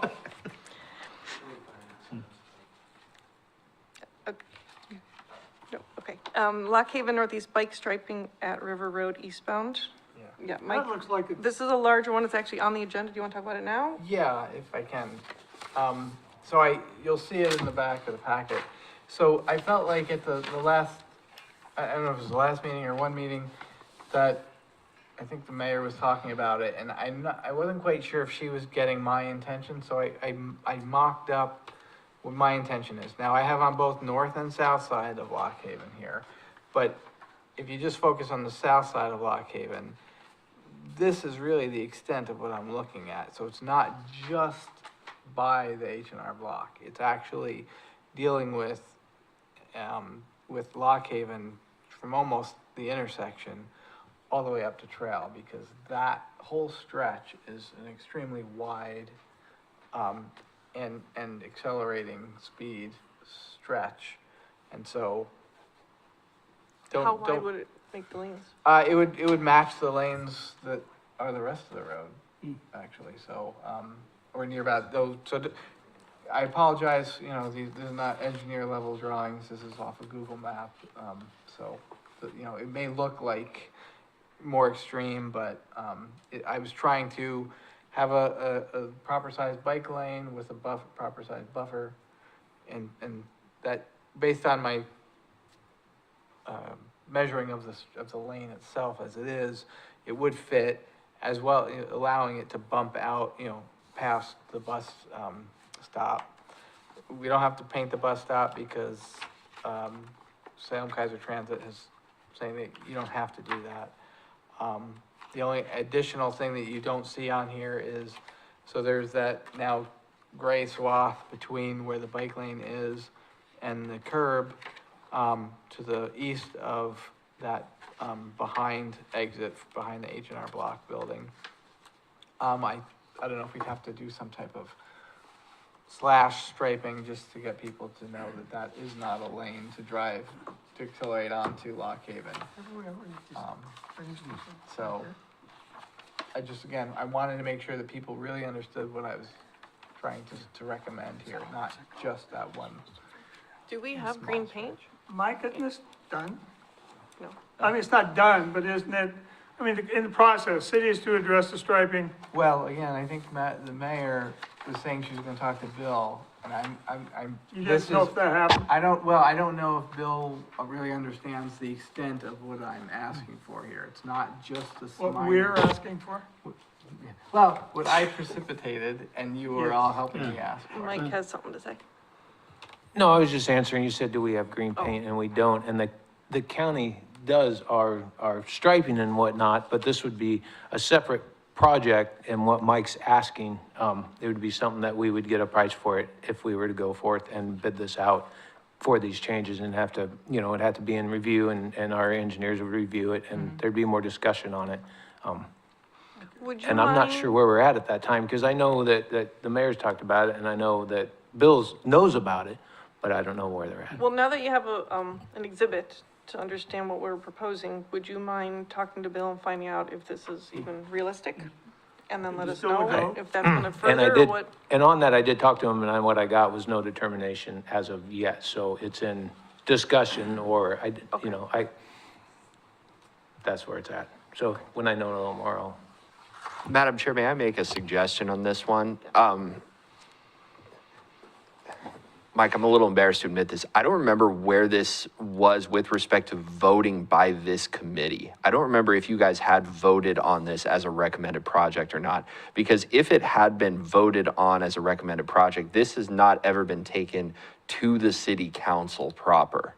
So that is something we absolutely could do with the recommendation of TSBP, bringing this before the entire city council, because then we could, that would give Bill incentive to, you know, run down the pro-con list, everything, check on cost, check on jurisdiction, whatever else Public Works needs to make sure that the project could be done, and then we'd be able to fully consider it and allocate funds if we need to. Okay. No, I agree. I was simply looking to know if, like, if Bill says, no, we don't do this, it's off the table, then none of us would be spending time on it beyond that, but, I see what you're saying, and we can put it to vote, yes, Hirsch? I think Mike's asking for more than possibly we can afford or need. But as a cyclist, I do believe the painting is critical, especially on the eastbound, because, Okay. yeah, coming past Dairy Queen down to River Road. Westbound. That's westbound. Westbound, excuse me, westbound, because cars are really bizarre there. From about Dairy Queen there. And you got that And wonky little right and turn then we got a lane. right turn lane, and of any area that I would fully support painting would be on that side, and green paint, orange paint, whatever. Something, because people just, yeah, not that the paint, and I'll agree with Bill, that paint doesn't protect you, but these other cities have had some success. And I would push for at least that on that side.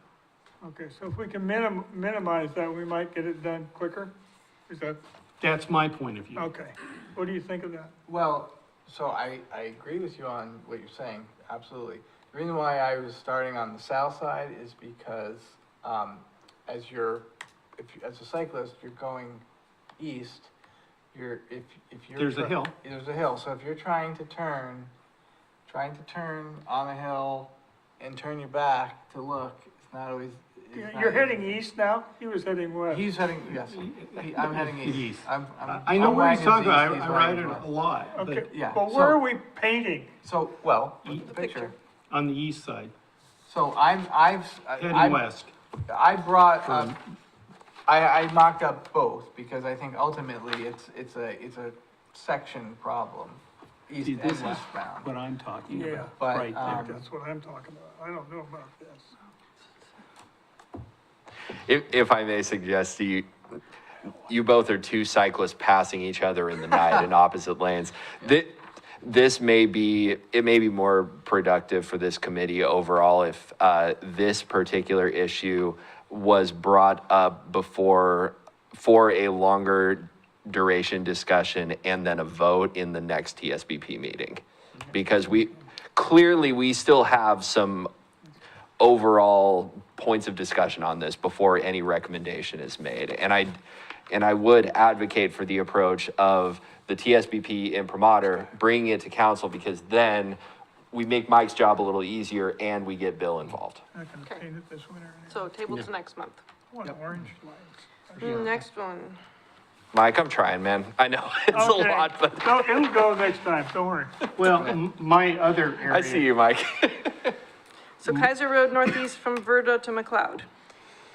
We have, That was the one I brought up. That's just, it just, on paper, it looks like it's a mess. this is the one near where the new, Well, now we're across the street from the new apartment right. buildings. This is near the school. This is Right. a whole And there's topic just, in itself. what I was talking about was a section from Verda to there's no sidewalk on the north side up until where the apartment building put in a sidewalk. So I don't think it's 300 feet. On the north side of Keizer Road, from Verda to wherever the apartment building is. All you're doing is going by the church. That's the section that doesn't have a sidewalk. And there's no and you can't, talk about not putting a sidewalk in. If you took a look at the south side of Keizer Road, you wouldn't even think of putting a sidewalk in there. So you're advocating for a sidewalk here? This is a Yes, just Bigger a sidewalk, discussion. or some sort of sidewalk. It could be a paved path, I don't care. Let's make this a bigger discussion topic another. Okay. Keizer Road to Allendale? Keizer Road to Ridge, no, to Ridge, up by the basement. Ridge. If you just go due what, east, Yes, but you're talking, you know, Just right- Berta, Keizer Road, up around the hill, up around, over to McLeod. And- okay, but we're only talking about 300 feet off Berta, Okay, just a little stretch. And then it's forcing people with prams and wheelchairs and stuff to go in the street. And it's a heavy traffic. So is it tomorrow? Okay, we'll bring that up for decision next week, Next month. next month, week, month. So it's not Verda to McLeod. What's our endpoint? McLeod is kind of, Well, It's Ridge. Ridge. okay, how about, yeah, Ridge, to okay. Ridge. Thank Okay. you, okay. I just want to have our yeah. limits accurate. Well, I was trying to, at the time I brought it up, we were trying to do it because we thought we could squeeze it in on the existing budget. It wasn't very much to alleviate a big problem. Okay, we'll keep it on the list, bigger discussion, advocating Yeah. for sidewalk. And we're not gonna talk about you can bring the baseball. Dave, that's the piece right in front of the church that you've talked about over the years? Yep, On Keizer Road, right? Yep. Just before Verda? right, just about 300 feet, I think, Okay. 200. Okay, next one's Meadowlark and 14th at the Gubser School. Now, I have a note that previously this was discussed. The and- police? Yes. Did you guys have some research on that? Yes, Okay. Do you have it with you? I do. Oh, okay. So yeah, that was brought to my attention back in November, I guess, from a meeting to request a speed survey on Meadowlark specifically regarding to school traffic. We waited because of the school breaks until in January when they had normal traffic flow for high school, for the middle schools and grade schools in there. The average speed was found to be actually 6 miles and 6 miles per hour under the speed limit at 19 miles per hour. The 85th percentile, so 85% of all vehicles were under 27 miles an hour. So there, what it found for us as far as traffic enforcement, there were probably a few select, because we're creatures of habit, we all drive the same way, probably the same streets. There was a very few select drivers that do speed, but a broad spectrum speeding area, it is not.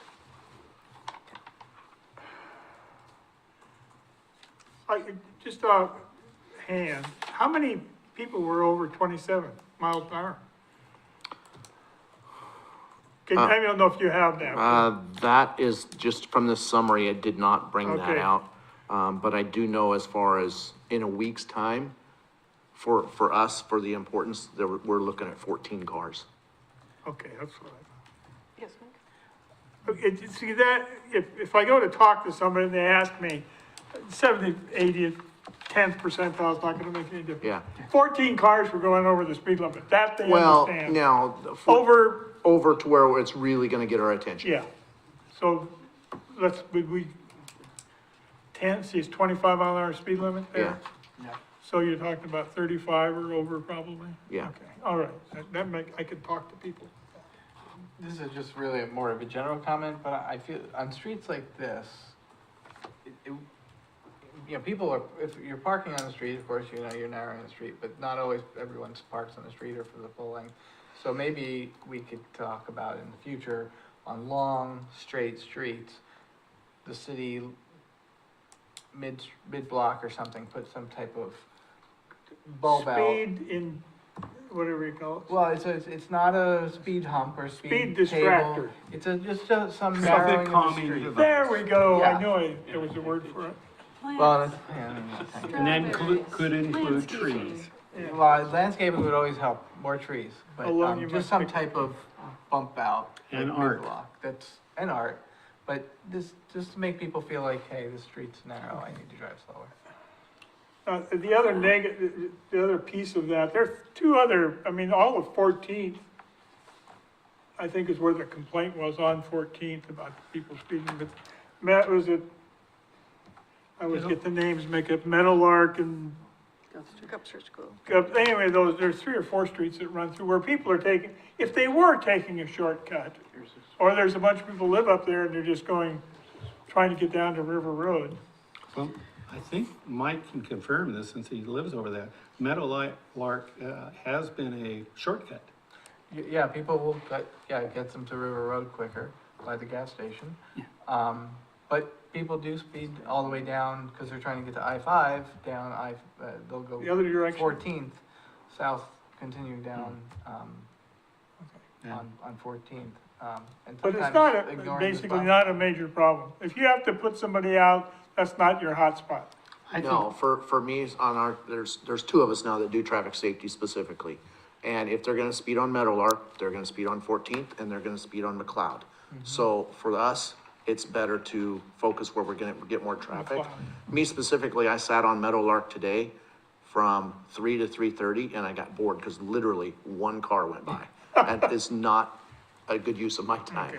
So should we remove this one then? Yeah, I'm gonna move it to complete, since the Completed. study is done, and if it comes Do back we have around. did anybody remember who brought that up? I It's think in the notes, I remember Well, the discussion, it was a resident came to us. Yeah, so we need the Gupser Neighborhood Association. yeah, Patty. Patty, you know her? Yeah. Why don't you just tell her what, Okay. you know it? Okay, we took care of it. Okay, Be last soon. one on our list is Chamawa Road at River Road westbound for green warning striping for bicyclists. Uh, Yeah, Mike and I are kind of on the same thought pattern as far as this. Lock Haven at least has lanes. On westbound on Chamawa, coming from here, when you come up to River Road, the bike lane ends about where the flower shop is. Yeah. And then you have to make there's no bike lane anymore, and you're gonna have to go across. A lot of cyclists will proceed staying to the right, and that is a right turn lane.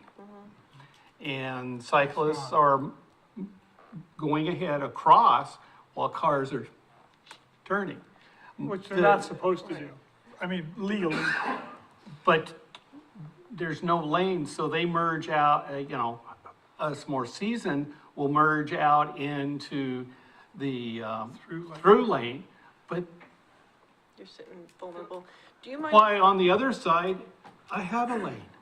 do you mind if we discuss this when we discuss the other Yes, striping? yes. And we make this a bigger discussion? Yeah, when we have because time? on the west side of River Road, that's not a problem, because there is a lane right between the 2.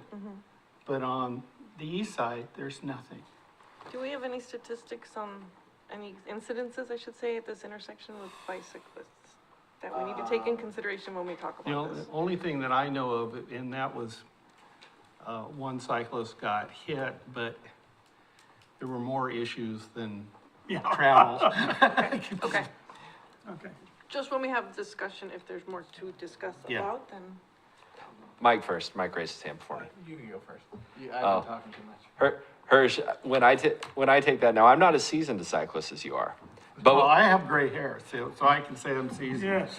and I have barely visible hair. But when I take it, I actually do use the turn lane, and then I just signal to the cars around me that I'm going straight, because then straight on, if I'm heading westbound on Chamawa, there's at least enough space there so that the car that's going straight through the intersection isn't necessarily going to trifle with me, and I can get into the bike lane pretty easily. It's 6 But of not one, every- half dozen of the other, Yeah. though.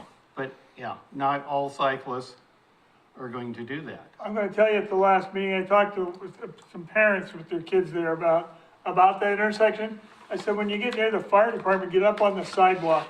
As soon as you get past that whatever that intersection is, get up on the sidewalk, right to the corner where there's a crosswalk, and get off your bike.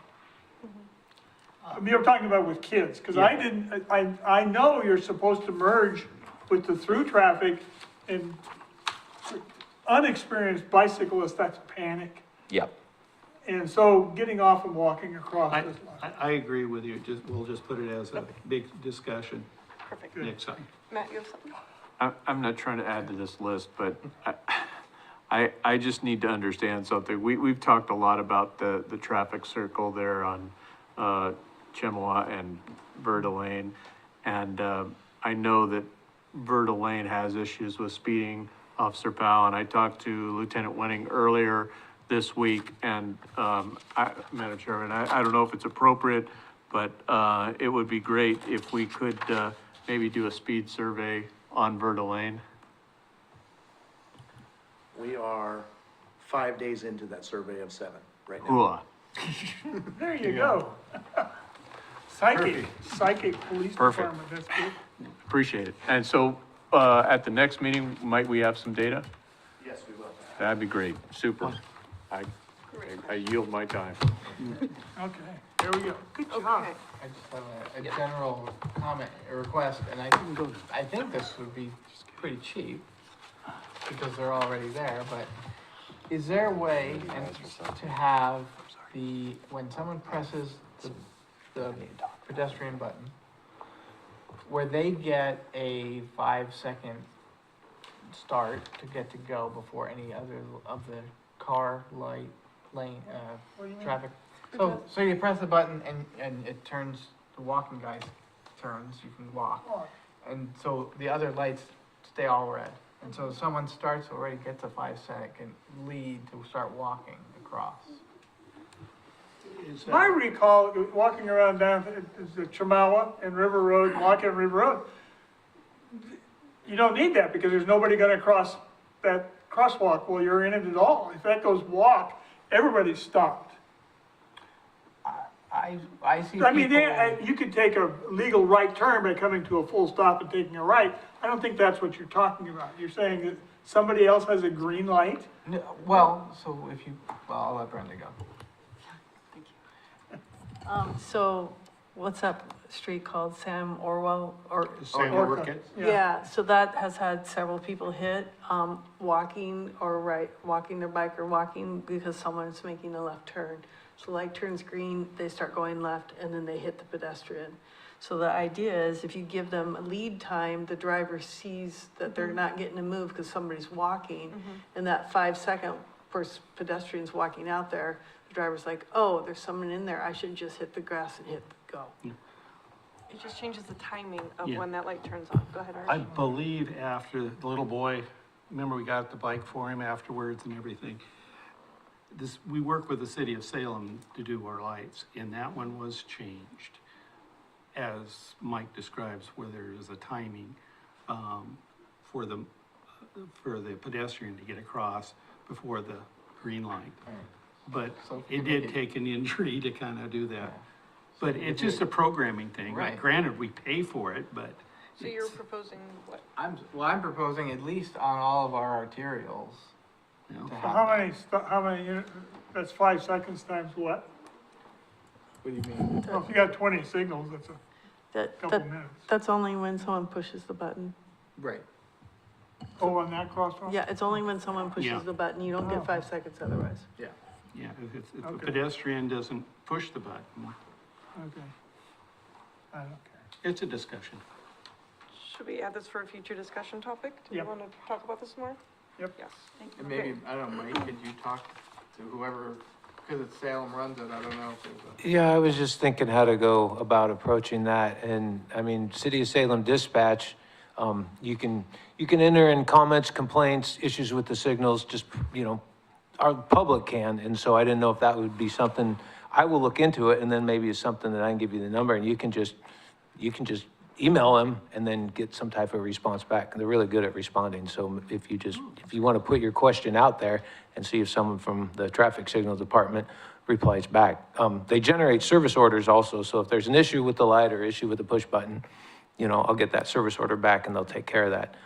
This type of question, as far as can this be done or not, I'll ask Do you the wanna ask question, but. For our discussion, we'll have some. Well, my fear is I put, one of us or, I'm John Q. Public putting a comment out. You could find out and then we could talk about it. Okay, so yeah, I guess I could find out, yeah. because you can use your membership here. Can I tell my nephew? No, then they won't talk to you. Mike, I was just suggesting that. I'm not saying I won't No, reach no, out to him. I didn't yeah, mean yeah. it that way. I just. I just, yeah, I didn't want it to fall down the bureaucratic hole.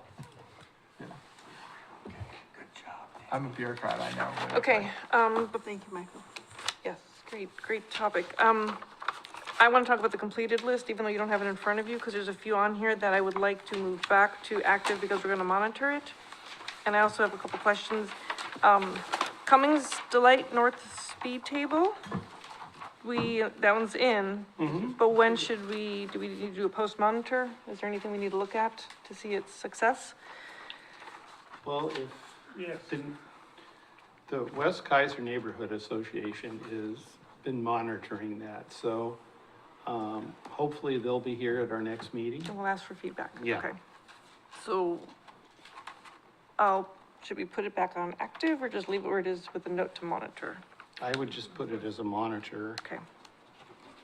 How about communicate to whoever, the West Keizer neighborhood? Well, where I'm going with this is I don't want us to move, Okay, yeah, like, the workbook has 3 tabs, right? The active, which we're continuously discussing, completed, which means, in my opinion, we're done looking at it, but it's out there on record. And then our final tab, which I'm gonna discuss changing the name of it. Anyway, there's a lot to this. Maybe we can discuss it all next month. We don't need to talk about it now and make this night go any longer. Okay, so I'll just make this really short then. So that one we'll hear back from West Keizer. We have a duplicate on here. Do we want to do a post-study for the shoreline speed display? Now that that's in, do we know what date that went in? I thought we did it. Did they do a post? I thought so. yeah, we did that one. Mhm. That was the one, yeah. I by thought we did the a post-study. Retirement center, no motel. Not the White shoreline. Street? No, shoreline was, Which one are you, where are you? Like I'm on 5, the 6 down. different. Oh, you do Oh, have, oh, you do have completed. I didn't realize you printed that. Thank you. Yes, I remember talking about it, but you know, we didn't say, okay, we're not gonna do anything. Well, the speed display Well, is no, there. the speed went in, the display's in. I just want to know if we did a post-study to see its impact. Again, Do we let's need put to? it down for Okay. when West Keizer comes next Okay. month, because they were here tonight. And they've done, like, it's working, but I guess it's not an official study. They've come in and said, yeah, Right, it's working. that's true. Yeah. So do we need, what kind of post-study are we hoping for with these? Well, I always want to see support from the neighborhood association. If they're saying it's fine, Then that's good then I enough don't for want to us? send the police out. Okay, that's Is- fine with me. Because they've been really good monitoring things and showing where there's the problem. I agree, that's fine with me. So last one I want to talk about is on Dearborn near Claggett Creek, there's a crosswalk. I didn't see that it was in. Is it in?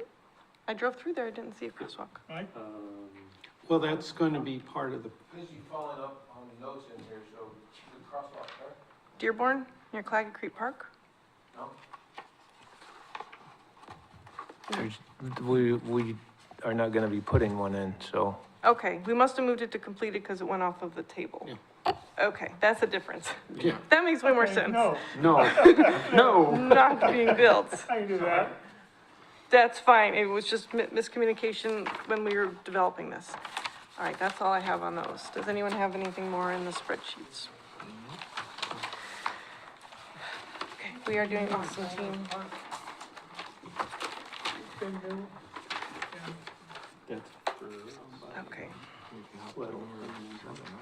Yep, so we're done with project spreadsheet review and new business for the budget. We're back to, next item is committee member input. Hirsch, do you want to go first and we'll go this way? Okay, Neighborhood Association, Northwest Keizer, we did not have a meeting in January because of weather, so we're putting together our meeting this month, and Lieutenant Hine is coming to talk about Neighborhood Watch and the National Night Out, and Meredith Mooney is coming to talk about Keizer United. Okay. David? I've talked enough But we did have a question for Mike. Mike, how many gallons of paint would it take to paint this, just offhand, like a solid crosswalk in orange? Or a bike With piece black trim. with black, yeah. How many gallons of A paint? crosswalk? Yeah, Well, we wouldn't paint it in orange. okay. Why not? Sorry, Hirsch. Well, I was, And Favor. yeah, not that much, but we'd probably do it in thermoplastic, so it would cost Yeah. more money because we'd apply give me a it. rough idea. I don't know, 500? couple- Probably under 500. Okay. So, and we could put Hirsch's name on. Why can't we do orange? Because it's not part of the MUTCD and we have Yeah, to I follow know. those standards. Oh. Come on, Dave. So we're stuck with green, and what's the one they use in Portland beside green? A blue. Blue, the real pretty blue. Green and yellow sounds good. No, it doesn't. Okay, first of all, you guys are, at the end of the day, are unbelievable. But second, if you do want to see orange paint on the street, you could do what some neighborhoods in the city of Portland done and create intersection art, Oh, yeah. which has been used as a traffic calming device. And there have been a few studies, I guess, run by PBOT that's been quite successful. So that's a viable program. And I think Tammy's talked to McNary High School about that. Okay, thank you. About what? Art, yes, yes. Street intersection art. Whole That's right, you topic did. here shortly. All right, David, do you have more? No, Brenda? No. I have a bunch, so we're gonna skip me, go ahead. I don't, Nothing? Nothing?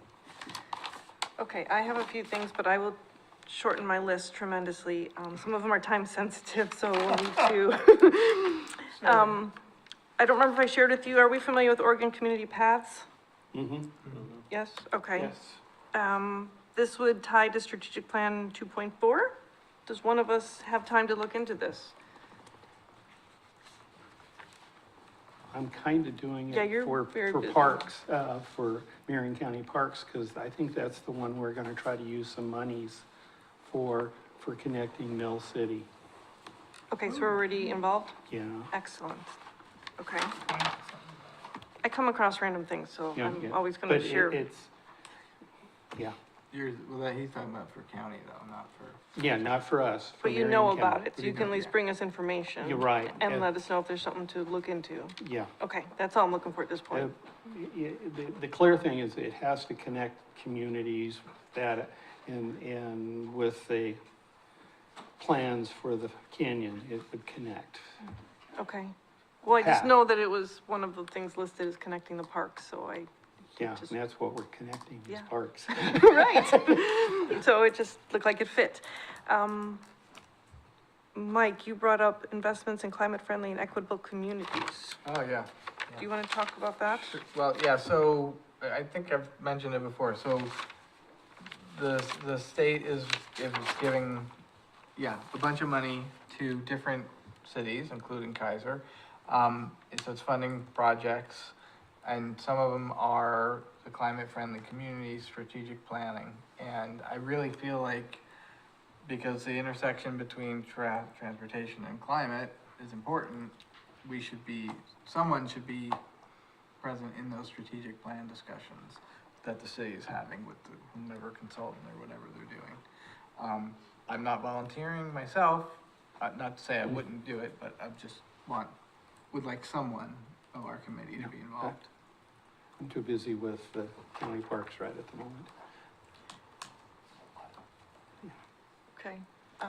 Is that No. something we need to? So I think that might be something, though, that the council would have to direct planning department to accept or have us on in the planning.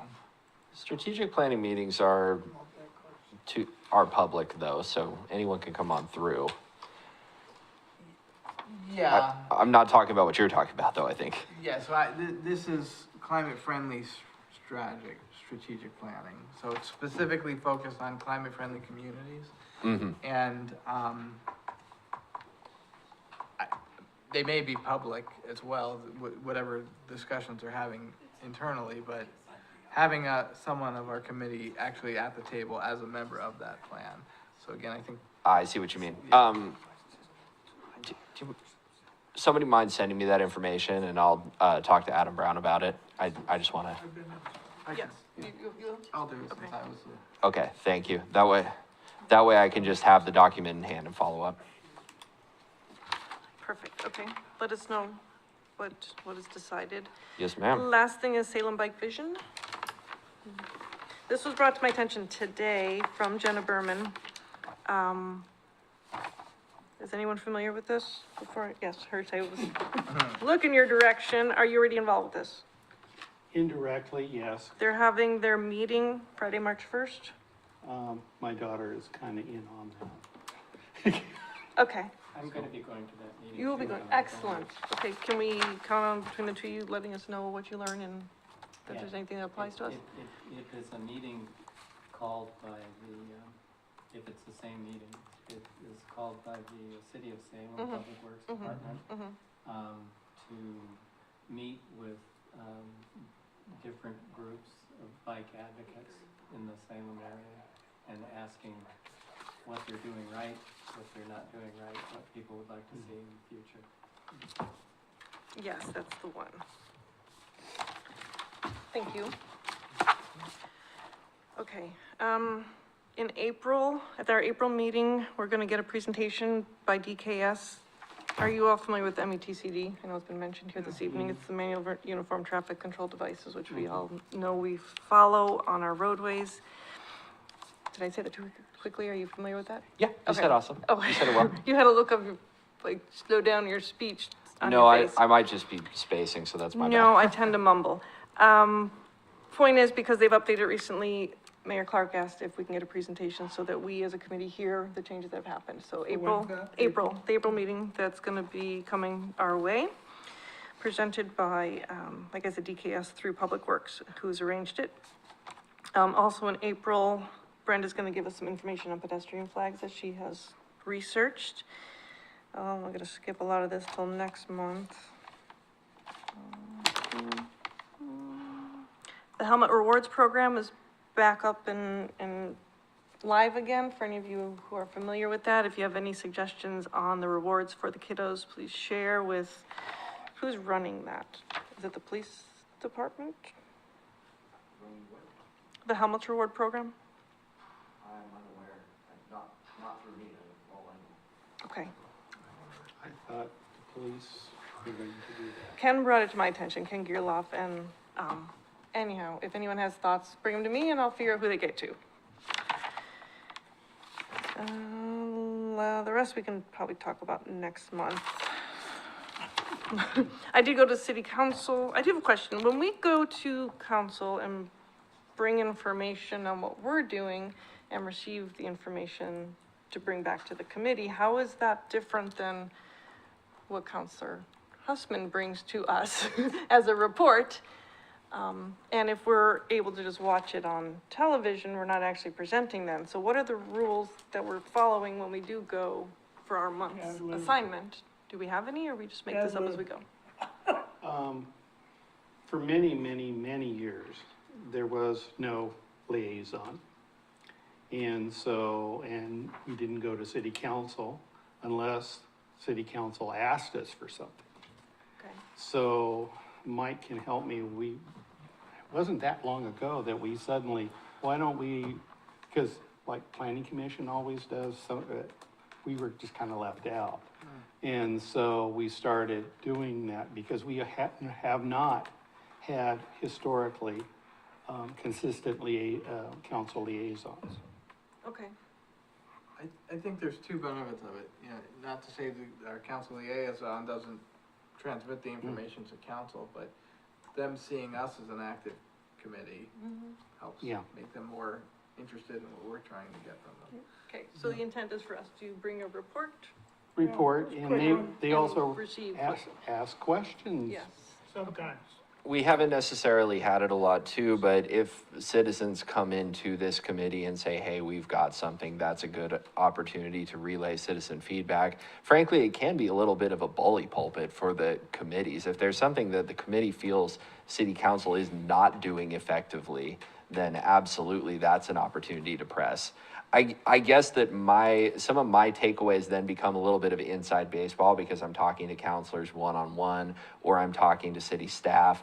I may be creating public records through my city email account, but they're not necessarily as present to view for everybody else. So ultimately, I do think there is value in the overall information exchange. And frankly, in some ways, it's a committee being able to advocate, not just for itself, but in some ways advocate for its mission up there.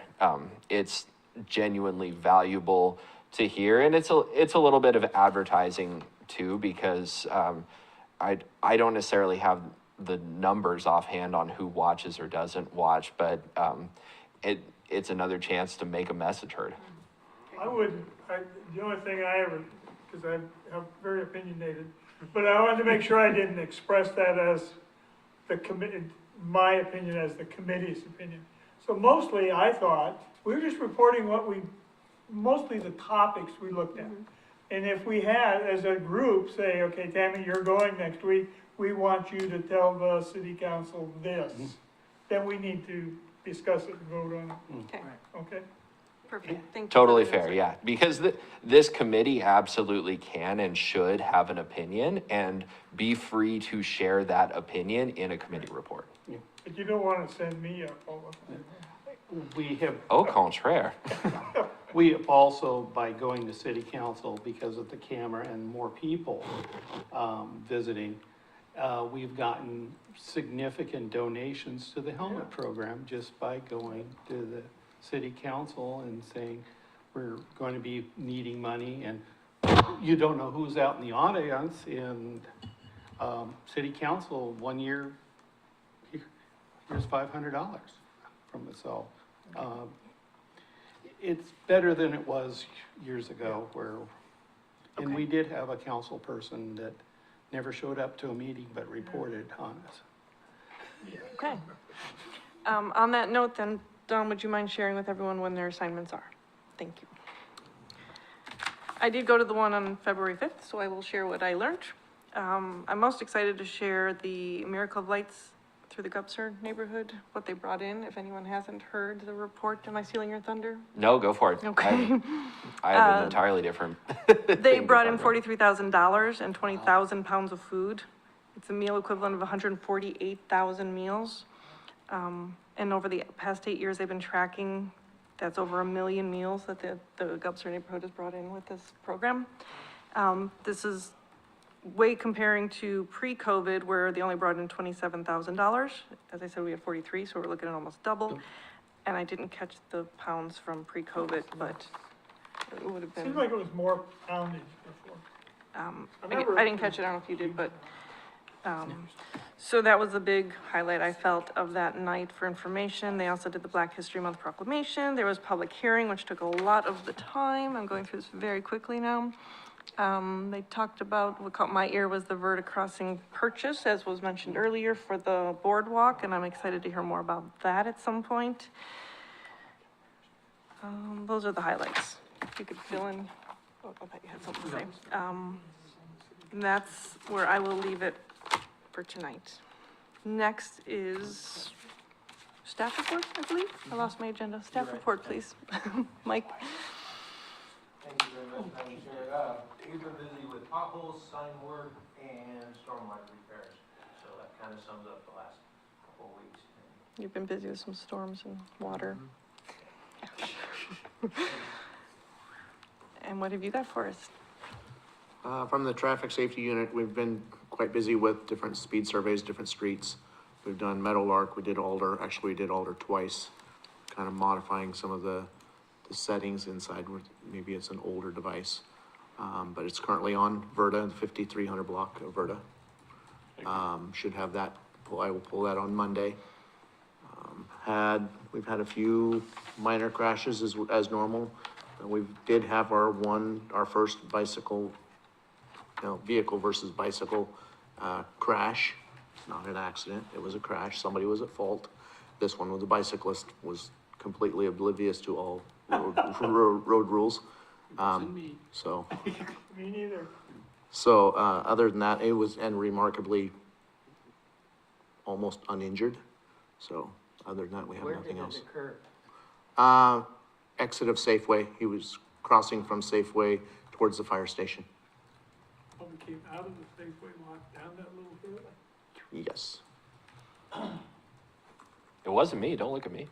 Oh, it wasn't you? It was not You me. had a green shirt on. Yeah. Unbelievable. Slander. Okay, thank you. The upcoming major projects next on the list is, I'm sorry. It's getting late. Please, what have you got for us? It's okay, and I have directly contributed to the cause of it getting late. There is something really consequential that the council is considering right now. As much as I'd love a discussion, we probably don't have the time, but I encourage you all to reach out to me on this if you do have a strong opinion one way. There is a measure that is being considered by the council to restrict the city's ability to raise any new fees or levies unless it goes through popular vote. Through what? Popular vote. So it's got to go through a public election to happen. What this would functionally mean, as best I can tell, is that the current, the way this proposal is being written right now is that current methods for the city to raise revenue, fees and otherwise, are not necessarily going to be affected, but the potential to raise new revenue through a fee would be severely limited based upon this measure. It is not yet clear exactly what the details of this will be, but I can tell you that a majority of councilors support the ability to restrict council's ability to raise fees in favor of all such measures going to a public election and a popular vote. If you have any feedback on that, please let me know. And feel free to comment now, of course, but Mike, do you have something? Are they gonna have a hearing on that at the council soon? So right now, the plan is to have a work session. There is no timetable on it. The last I heard is it would take place in August. However, I have become aware that there is the possibility of sending it back to a straight up yes/no council vote. And I personally do not know if I support that or not. So all counselors are asking for feedback? I definitely am. I think all counselors would like to know where people sit on basically how the city should raise money for new projects or services if they do want them. And they're asking for it via individual emails, not a hearing? There is no hearing scheduled at this time. So any sort of testimony would have to come through public testimony at council, through this work session, which is not yet scheduled, or through communication to the counselors.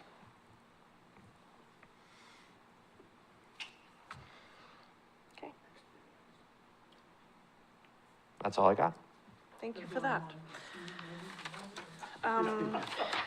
Okay, the upcoming major projects, I asked Dawn to put this on the list, and I thought it would just be a spot, and it may not be the appropriate spot, to just start listing all the major projects in the area in case people want to know where to go to get information. And then, in addition to them being listed here, there would be the contact website or whatever the format is of information. So we're gonna reformat that from what you see at the moment. I'll work with Dawn on what I was thinking.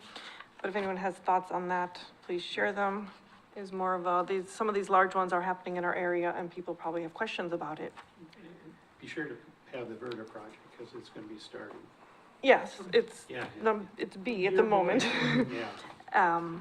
And as much as we can share with it, but there's usually a website through ODOT, if it's an ODOT project, that gives information on that for public outreach Yeah, purposes. Is a ODOT project. Yes. Anyway, that's why this is on here. That's not up for discussion at this point in time. Other business I recommend we talk about next month and just table it. All right, anyone have anything else? No. Dave, you're not allowed to talk anymore. No. Okay. All right, we're adjourned at 8:51. Thank you all.